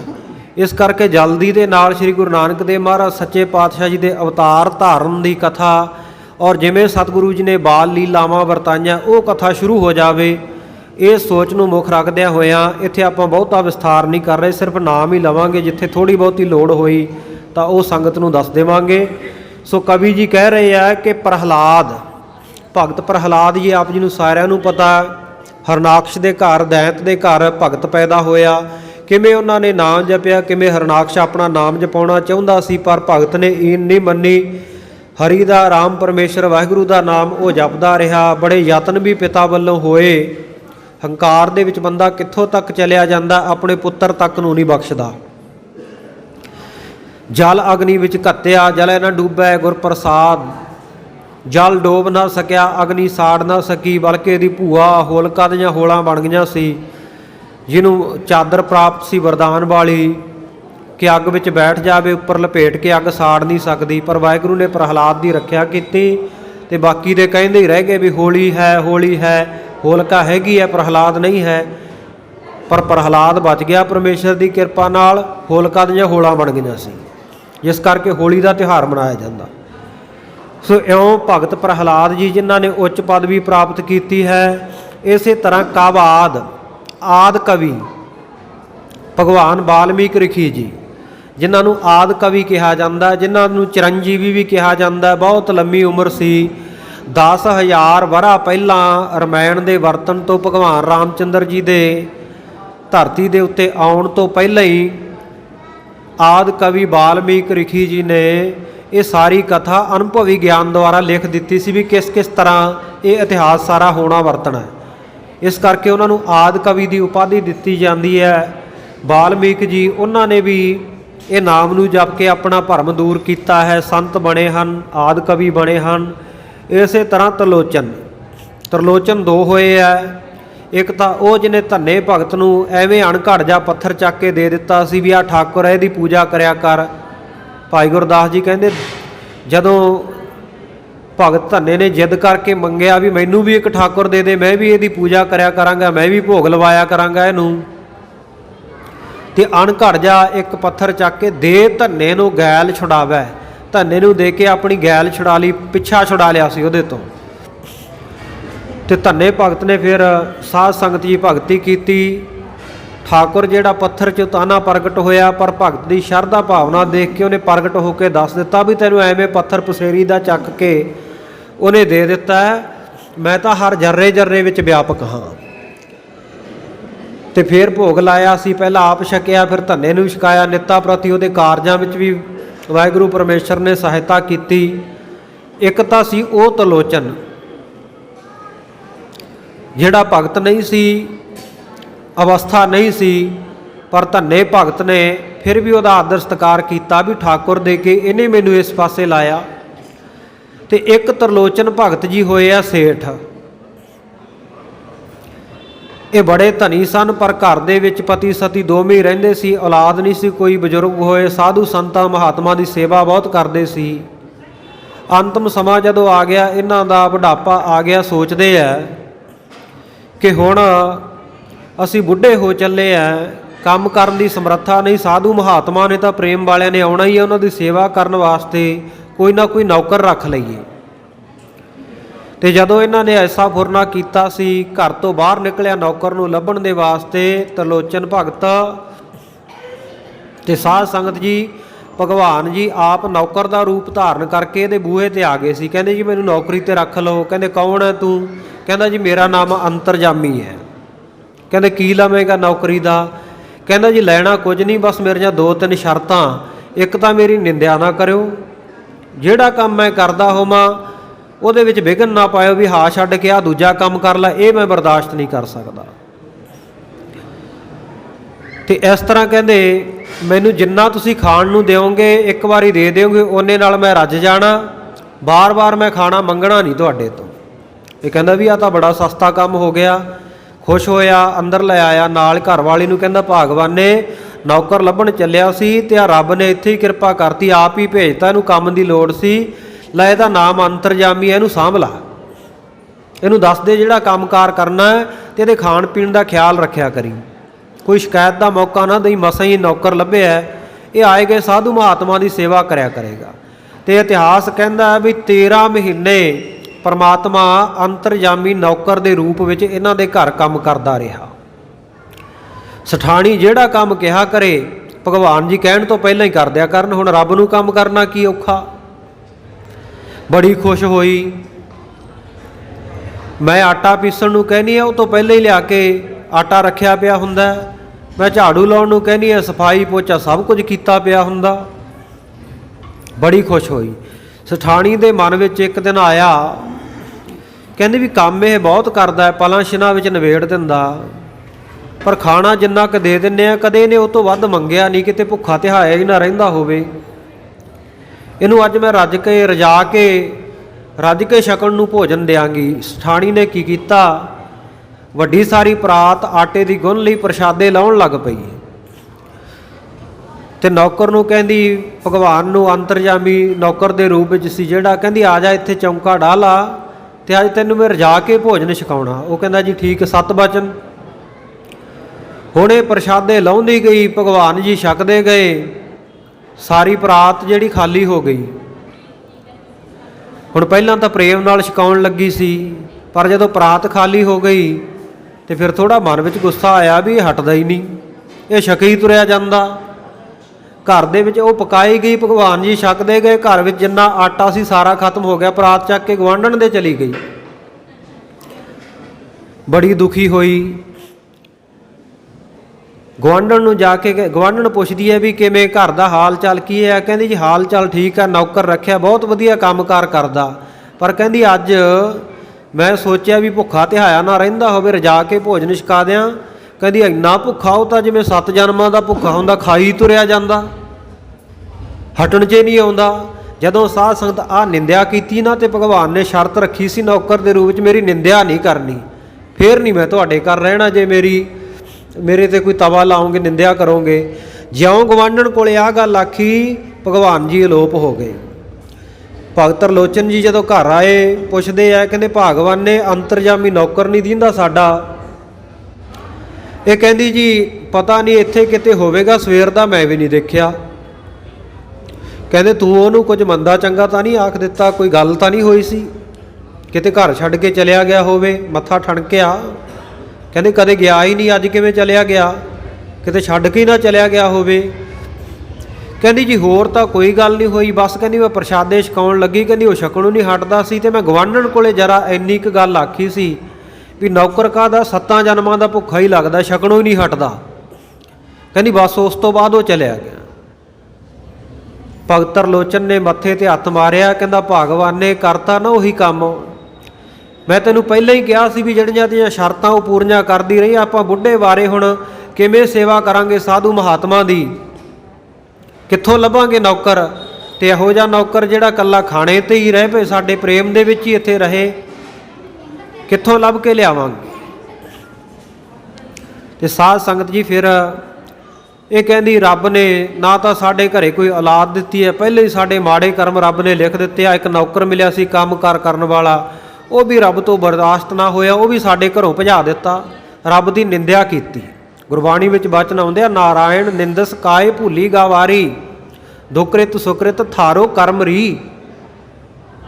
ਭਗਤ ਜੀ ਕਹਿੰਦੇ ਕਾਹਨੂੰ ਨਿੰਦਿਆ ਕਰਦੀਆਂ ਰੱਬ ਦੀ, ਚੰਗਾ ਮਾੜਾ ਸਾਡੇ ਕਰਮਾਂ ਵਿੱਚ ਜਿਵੇਂ ਹੈ ਉਵੇਂ ਹੋਣਾ ਹੀ ਹੈ। ਸੋ ਇਸ ਪ੍ਰਕਾਰ ਜਿਹੜੇ ਉਹ ਤਰਲੋਚਨ ਭਗਤ ਜੀ ਹੋਏ ਆ, ਉਹਨਾਂ ਦਾ ਜ਼ਿਕਰ ਇੱਥੇ ਕੀਤਾ। ਕਹਿੰਦੇ ਉਹਨਾਂ ਨੇ ਵੀ ਨਾਮ ਦੀ ਮਹਿਮਾ ਨੂੰ ਜਾਣਿਆ, ਆਪਣੇ ਭਰਮਾਂ ਨੂੰ ਦੂਰ ਕੀਤਾ ਹੈ। ਇਸੇ ਪ੍ਰਕਾਰ ਜਿਹੜਾ ਬ੍ਰਹਮਾ ਦਾ ਪੁੱਤਰ ਨਾਰਦ ਹੈ, ਇਹਨੂੰ ਪਹਿਲਾਂ ਦਾਸੀ ਸੁੱਤ ਸੀ, ਇਹ ਦਾਸੀ ਦੇ ਉਦਰ ਤੋਂ ਇਹ ਪੈਦਾ ਹੋਇਆ, ਆਪਣੇ ਨਾਨਕੇ ਘਰ ਰਹਿੰਦਾ ਸੀ। ਉੱਥੇ ਬੱਚੇ ਨੂੰ ਬਚਪਨ ਦੇ ਵਿੱਚ ਕੁੱਟਮਾਰ ਕਰਦਿਆ ਕਰਨੇ ਦੀ, ਕਿਸੇ ਨੇ ਰੋਕਿਆ ਵੀ ਭਾਈ ਇੱਕ ਤਾਂ ਆਪਣੇ ਨਾਨਕੇ ਰਹਿੰਦਾ, ਦਾਸੀ ਦਾ ਪੁੱਤਰ, ਕਾਹਨੂੰ ਵਿਚਾਰੇ ਨੂੰ ਮਾਰਦੇ ਕੁੱਟਦੇ ਐ? ਤੇ ਇਹਨੇ ਪ੍ਰਣ ਕਰ ਲਿਆ ਉਸ ਵੇਲੇ ਤੋਂ, ਕਹਿੰਦਾ ਮੈਂ ਦਾਸੀ ਦਾ ਪੁੱਤਰ ਨਹੀਂ ਕਹਾਉਣਾ, ਬ੍ਰਹਮਾ ਦਾ ਪੁੱਤਰ ਕਹਾਊਂਗਾ, ਤਾਂ ਕਿ ਮੇਰਾ ਵੀ ਸਾਰੇ ਥਾਂ ਆਦਰ ਸਤਿਕਾਰ ਹੋਵੇ। ਤੇ ਉਹ ਸਾਧੂ ਮਹਾਤਮਾ ਨੇ ਆਖਿਆ ਵੀ ਭਗਤੀ ਕਰ, ਅਗਲੇ ਜਨਮ ਦੇ ਵਿੱਚ ਤੈਨੂੰ ਇਹ ਪ੍ਰਾਪਤੀ ਹੋ ਸਕਦੀ ਹੈ। ਫਿਰ ਇਹ ਬ੍ਰਹਮਾ ਦਾ ਪੁੱਤਰ ਬਣਿਆ ਬਾਅਦ ਵਿੱਚ, ਅਗਲੇ ਜਨਮ ਦੇ ਵਿੱਚ ਨਾਰਦ। ਔਰ ਕੀਰਤਨ ਭਗਤੀ ਇਹਨੇ ਕੀਤੀ, ਹਰ ਵੇਲੇ ਹੱਥ ਵਿੱਚ ਕੜਤਾਲਾਂ ਫੜੀਆਂ, ਇੱਕ ਤਾਰਾ ਫੜਿਆ ਤੇ ਕੀਰਤਨ ਭਗਤੀ ਕਰਦਾ ਰਹਿੰਦਾ, ਨਾਰਾਇਣ ਨਾਰਾਇਣ ਜਪਦਾ ਰਹਿੰਦਾ। ਕਵੀ ਜੀ ਕਹਿੰਦੇ ਪ੍ਰਹਲਾਦ ਆਦਿ ਕਵੀ ਜਿਹੜੇ ਭਗਵਾਨ ਵਾਲਮੀਕ ਜੀ ਹੋਏ ਆ, ਭਗਤ ਤਰਲੋਚਨ ਜੀ ਹੋਏ ਆ, ਨਾਰਦ ਵਰਗੇ ਭਗਤ ਹੋਏ ਆ, ਉਹਨਾਂ ਸਾਰਿਆਂ ਨੇ ਨਾਮ ਦੀ ਮਹਿਮਾ ਨੂੰ ਜਾਣ ਕੇ ਭਰਮ ਦੂਰ ਕੀਤੇ ਹਨ।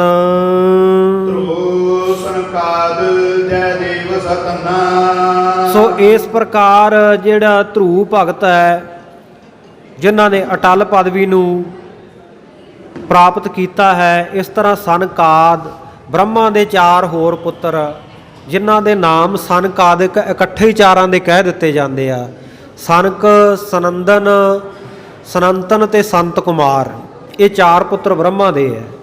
ਸੋ ਉਹਨਾਂ ਨੇ ਵੀ ਨਾਮ ਦੀ ਮਹਿਮਾ ਨੂੰ ਜਾਣ ਕੇ ਆਪਣਾ ਭਰਮ ਦੂਰ ਕੀਤਾ। ਇਸੇ ਤਰ੍ਹਾਂ ਭਗਤ ਜੈਦੇਵ ਜੀ ਬੰਗਾਲ ਦੇ ਰਹਿਣ ਵਾਲੇ ਸੀ, ਜਿਨ੍ਹਾਂ ਨੇ ਗੀਤ ਗੋਬਿੰਦ ਗ੍ਰੰਥ ਲਿਖਿਆ ਹੋਇਆ। ਜਿਨ੍ਹਾਂ ਦਾ ਗੀਤ ਗੋਬਿੰਦ ਸਾਧ ਸੰਗਤ ਜੀ ਇਹ ਭਗਵਾਨ ਜਗਨਨਾਥ ਦੇ ਮੰਦਿਰ ਵਿੱਚ ਪ੍ਰਕਾਸ਼ ਕੀਤਾ ਜਾਂਦਾ। ਉੱਥੇ ਉਹਦੀ ਭਗਤੀ ਹੁੰਦੀ ਆ, ਉਹਦੀ ਪੂਜਾ ਵੀ ਹੁੰਦੀ ਹੈ ਅਤੇ ਉਸ ਜਿਹੜਾ ਗ੍ਰੰਥ ਹੈ ਉਹਦੇ ਵਿੱਚ ਜਿਹੜੀ ਭਗਤ ਜੈਦੇਵ ਦੀ ਬਾਣੀ ਆ ਉਹਦਾ ਕੀਰਤਨ ਵੀ ਕੀਤਾ ਜਾਂਦਾ। ਸੋ ਇਸ ਪ੍ਰਕਾਰ ਭਗਤ ਜੈਦੇਵ ਜੀ ਜਦੋਂ ਇਹਨਾਂ ਨੇ ਇਹ ਗੋਬਿੰਦ ਗੀਤਾ ਲਿਖਿਆ ਨਾ, ਤੇ ਉੱਥੇ ਦਾ ਬੰਗਾਲ ਦਾ ਜਿਹੜਾ ਰਾਜਾ ਸੀ ਉਹਨੇ ਸੋਚਿਆ ਵੀ ਜੈਦੇਵ ਦੀ ਇੰਨੀ ਮਹਿਮਾ ਹੋ ਰਹੀ ਹੈ, ਪਾਂਡੇ ਜਿਹੜੇ ਹੈ ਉਹਦੇ ਗ੍ਰੰਥ ਦੀ ਕਥਾ ਕਰਦੇ ਆ, ਉਹਦੇ ਗ੍ਰੰਥ ਦਾ ਕੀਰਤਨ ਕਰਦੇ ਆ। ਇਹਨੇ ਕਿਸੇ ਕੋਲੋਂ ਸਾਧ ਸੰਗਤ ਜੀ ਆਪਣੇ ਨਾਮ ਦੇ ਉੱਤੇ ਰਾਜੇ ਨੇ ਇੱਕ ਗ੍ਰੰਥ ਰਚਾ ਲਿਆ, ਲਿਖਵਾ ਲਿਆ ਤੇ ਪਾਂਡਿਆਂ ਨੂੰ ਹੁਕਮ ਕਰ ਦਿੱਤਾ, ਕਹਿੰਦਾ ਜੈਦੇਵ ਦੀ ਜਿਹੜਾ ਗ੍ਰੰਥ ਆ ਨਾ ਗੋਬਿੰਦ ਗੀਤਾ, ਇਹਦਾ ਕੀਰਤਨ ਨਹੀਂ ਕਰਨਾ, ਇਹਦੀ ਕਥਾ ਨਹੀਂ ਕਰਨੀ, ਆ ਮੇਰੇ ਗ੍ਰੰਥ ਦੀ ਕਰਿਆ ਕਰੋ। ਪਾਂਡੇ ਕਹਿੰਦੇ ਵੀ ਐਸਾ ਨਹੀਂ ਹੋ ਸਕਦਾ, ਉਹਨੇ ਪਰਮੇਸ਼ਰ ਦੀ ਵਡਿਆਈ ਕੀਤੀ ਆ ਤੇ ਅਸੀਂ ਤੇਰੀ ਵਡਿਆਈ ਦਾ ਕਿਵੇਂ ਇੱਥੇ ਕਰ ਦਈਏ, ਇਹ ਗੱਲ ਪਰਮੇਸ਼ਰ ਤੇ ਛੱਡਦੇ ਆ। ਸਾਰੇ ਬਹਿ ਗਏ। ਹੁਣ ਪਾਂਡੇ ਵੀ ਬੈਠੇ, ਕਹਿੰਦੇ ਭਗਵਾਨ ਦੇ ਉੱਤੇ ਨਿਰਣਾ ਛੱਡਦੇ ਆ। ਆਕਾਸ਼ਬਾਣੀ ਹੋਈ, ਕਹਿੰਦੇ ਵੀ ਜੈਦੇਵ ਦਾ ਜਿਹੜਾ ਗ੍ਰੰਥ ਹੈ ਉਹਦਾ ਹੀ ਕਥਾ ਕੀਰਤਨ ਹੋ ਸਕਦਾ। ਰਾਜਾ ਬੜਾ ਨਿੰਮੋ ਝੂਣਾ ਤੇ ਸ਼ਰਮਸ਼ਾਰ ਹੋਇਆ। ਇਉਂ ਭਗਤ ਜੈਦੇਵ ਜੀ ਫਿਰ ਸਾਧ ਸੰਗਤ ਉਹ ਜਗ੍ਹਾ ਛੱਡ ਕੇ, ਬੰਗਾਲ ਛੱਡ ਕੇ ਕਿਸੇ ਹੋਰ ਇਲਾਕੇ ਵਿੱਚ ਚਲੇ ਗਏ। ਰਸਤੇ ਵਿੱਚ ਇਹਨਾਂ ਨੂੰ ਤੀਰਥ ਯਾਤਰਾ 'ਤੇ ਜਾਂਦਿਆਂ ਨੂੰ ਕੁਝ ਧਾੜਵੀ, ਕੁਝ ਲੁਟੇਰੇ ਮਿਲ ਗਏ। ਕਹਿੰਦੇ ਵੀ ਤੁਸੀਂ ਕਿੱਧਰ ਚੱਲੇ? ਕਹਿੰਦੇ ਜੀ ਤੀਰਥ ਯਾਤਰਾ 'ਤੇ ਨਿਕਲੇ ਹੋਏ ਆ। ਕਹਿੰਦੇ ਅਸੀਂ ਵੀ ਜਾਣਾ ਨਾਲ। ਬਹਾਨੇਬਾਜ਼ੀ ਕਰਨ ਲੱਗ ਪਏ। ਇਹ ਪਤੀ ਸਤੀ ਦੋਵੇਂ ਸੀ। ਕਹਿੰਦੇ ਚਲੋ ਤੁਸੀਂ ਵੀ ਚਲੇ ਚਲੋ, ਚੰਗੀ ਤੀਰਥ ਯਾਤਰਾ ਸੰਗਤ ਹੋ ਜਾਏਗੀ ਵਧੀਆ। ਪਰ ਰਸਤੇ ਦੇ ਵਿੱਚ ਸੁਨਸਾਨ ਜਗ੍ਹਾ ਦੇ ਉੱਤੇ ਭਗਤ ਜੈਦੇਵ ਜੀ ਤੋਂ ਸਭ ਕੁਝ ਜੋ ਇਹਨਾਂ ਕੋਲੇ ਮਾਇਆ ਧਨ ਪਦਾਰਥ ਸੀ ਲੁੱਟ ਲਿਆ। ਭਗਤ ਜੀ ਦੇ ਹੱਥ ਵੱਢ ਕੇ ਨਾ ਇਹਨੂੰ ਖੂਹ ਦੇ ਵਿੱਚ ਸੁੱਟ ਦਿੱਤਾ ਸੀ। ਜਦੋਂ ਖੂਹ ਵਿੱਚ ਸੁੱਟਿਆ, ਖੂਹ ਵਿੱਚ ਡਿੱਗੇ ਹੋਏ ਵੀ ਇਹ ਵਾਹਿਗੁਰੂ ਪਰਮੇਸ਼ਰ ਦੇ ਗੀਤ ਗਾ ਰਹੇ ਆ। ਰਾਗ ਦੇ ਬੜੇ ਧਨੀ ਸਨ, ਕਲਮ ਦੇ ਵੀ ਬੜੇ ਧਨੀ ਸਨ। ਉੱਥੇ ਦਾ ਜਿਹੜਾ ਰਾਜਾ ਸੀ ਇਲਾਕੇ ਦਾ, ਉਹਨੇ ਆਵਾਜ਼ ਸੁਣੀ, ਬਾਹਰ ਕਢਾਇਆ ਤੇ ਆਪਣੇ ਦਰਬਾਰ ਵਿੱਚ ਲੈ ਗਿਆ। ਜਦੋਂ ਦੇਖਿਆ ਵੀ ਇੰਨੀ ਸੋਹਣੀ ਬਾਣੀ ਰਚਦਾ, ਇੰਨਾ ਸੋਹਣਾ ਕੀਰਤਨ ਕਰਦਾ, ਦਰਬਾਰ ਵਿੱਚ ਰੱਖ ਲਿਆ ਵੀ ਇੱਥੇ ਤੂੰ ਰੱਬ ਦੀ ਸਿਫਤ ਸਲਾਹ ਕਰਿਆ ਕਰ। ਤੇ ਕੁਝ ਸਮੇਂ ਬਾਅਦ ਉਹ ਜਿਹੜੇ ਡਾਕੂ ਲੁਟੇਰੇ ਧਾੜਵੀ ਸੀ ਉਹ ਵੀ ਉੱਥੇ ਚਲੇ ਗਏ। ਉਹਨਾਂ ਨੇ ਜਦੋਂ ਜਾ ਕੇ ਦੇਖਿਆ ਵੀ ਆ ਤਾਂ ਸਾਹਮਣੇ ਉਹੀ ਜੈਦੇਵ ਜਿਹਨੂੰ ਅਸੀਂ ਵੱਢ ਕੇ ਖੂਹ 'ਚ ਸੁੱਟਿਆ ਸੀ, ਉਹੀ ਬੈਠਾ, ਹੱਥ ਇਹਦੇ ਹੈ ਨਹੀਂ ਗੇ। ਜਿਵੇਂ ਅਸੀਂ ਹੱਥ ਵੱਢੇ ਸੀ ਉਸੇ ਅਵਸਥਾ ਵਿੱਚ ਰੱਬ ਦਾ ਨਾਮ ਜਪਦਾ ਰਹਿੰਦਾ। ਤੇ ਉਹ ਡਰ ਗਏ, ਠਠੰਬਰ ਗਏ, ਕਿਉਂਕਿ ਜਿਹੜਾ ਗੁਨਾਹਗਾਰ ਬੰਦਾ ਨਾ, ਜਦੋਂ ਸਾਹਮਣੇ ਉਹਨੂੰ ਉਹਦਾ ਕੋਈ ਸਾਖੀ ਗਵਾਹੀ ਵਾਲਾ ਮਿਲ ਜਾਏ, ਇੱਥੇ ਤਾਂ ਭਗਤ ਜੀ ਆਪ ਹੀ ਜਿਨ੍ਹਾਂ ਨਾਲ ਹੋਈ ਵਰਤੀ ਹੈ ਉਹ ਖੜੇ ਹੈ, ਤਾਂ ਉਹਦਾ ਅੰਦਰ ਕੰਬ ਜਾਂਦਾ। ਇਹ ਡਰ ਗਏ। ਪਰ ਭਗਤ ਜੀ ਦੀ ਦਿਆਲਤਾ ਦੇਖੋ। ਰਾਜੇ ਨੂੰ ਕਹਿੰਦੇ ਵੀ ਆਹ ਜਿਹੜੇ ਸੱਜਣ ਆਏ ਆ ਨਾ, ਇਹ ਸਾਡੀ ਜਾਣ ਪਛਾਣ ਵਾਲੇ, ਇਹਨਾਂ ਦਾ ਆਦਰ ਸਤਿਕਾਰ ਕਰੋ ਬਹੁਤ ਜ਼ਿਆਦਾ। ਬਹੁਤ ਸਾਰਾ ਧਨ ਪਦਾਰਥ ਇਹਨਾਂ ਨੂੰ ਦਵਾਇਆ। ਕਹਿੰਦੇ ਧਨ ਪਦਾਰਥ ਇਹਨਾਂ ਦਾ ਇਹਨਾਂ ਦੇ ਘਰਾਂ ਵਿੱਚ ਨਾਲ ਜਾ ਕੇ ਛੱਡ ਕੇ ਆਓ। ਰਾਜੇ ਨੇ ਡਿਊਟੀ ਲਾ ਦਿੱਤੀ ਸਿਪਾਹੀਆਂ ਦੀ। ਹੁਣ ਜਦੋਂ ਜਾਣ ਲੱਗੇ ਰਸਤੇ ਵਿੱਚ ਉਹ ਸਿਪਾਹੀ ਨੌਕਰ ਪੁੱਛਦੇ ਆ ਰਾਜੇ ਦੇ, ਕਹਿੰਦੇ ਬਈ ਤੁਹਾਡੀ ਭਗਤ ਜੈਦੇਵ ਦੇ ਨਾਲ ਕੀ ਰਿਸ਼ਤੇਦਾਰੀ ਹੈ, ਕੀ ਸੰਬੰਧ ਹੈ? ਹੁਣ ਉਹਨਾਂ ਨੇ ਸਾਧ ਸੰਗਤ ਪਹਿਲਾਂ ਨਾਲੋਂ ਵੀ ਮਾੜੀ ਕਰ ਦਿੱਤੀ।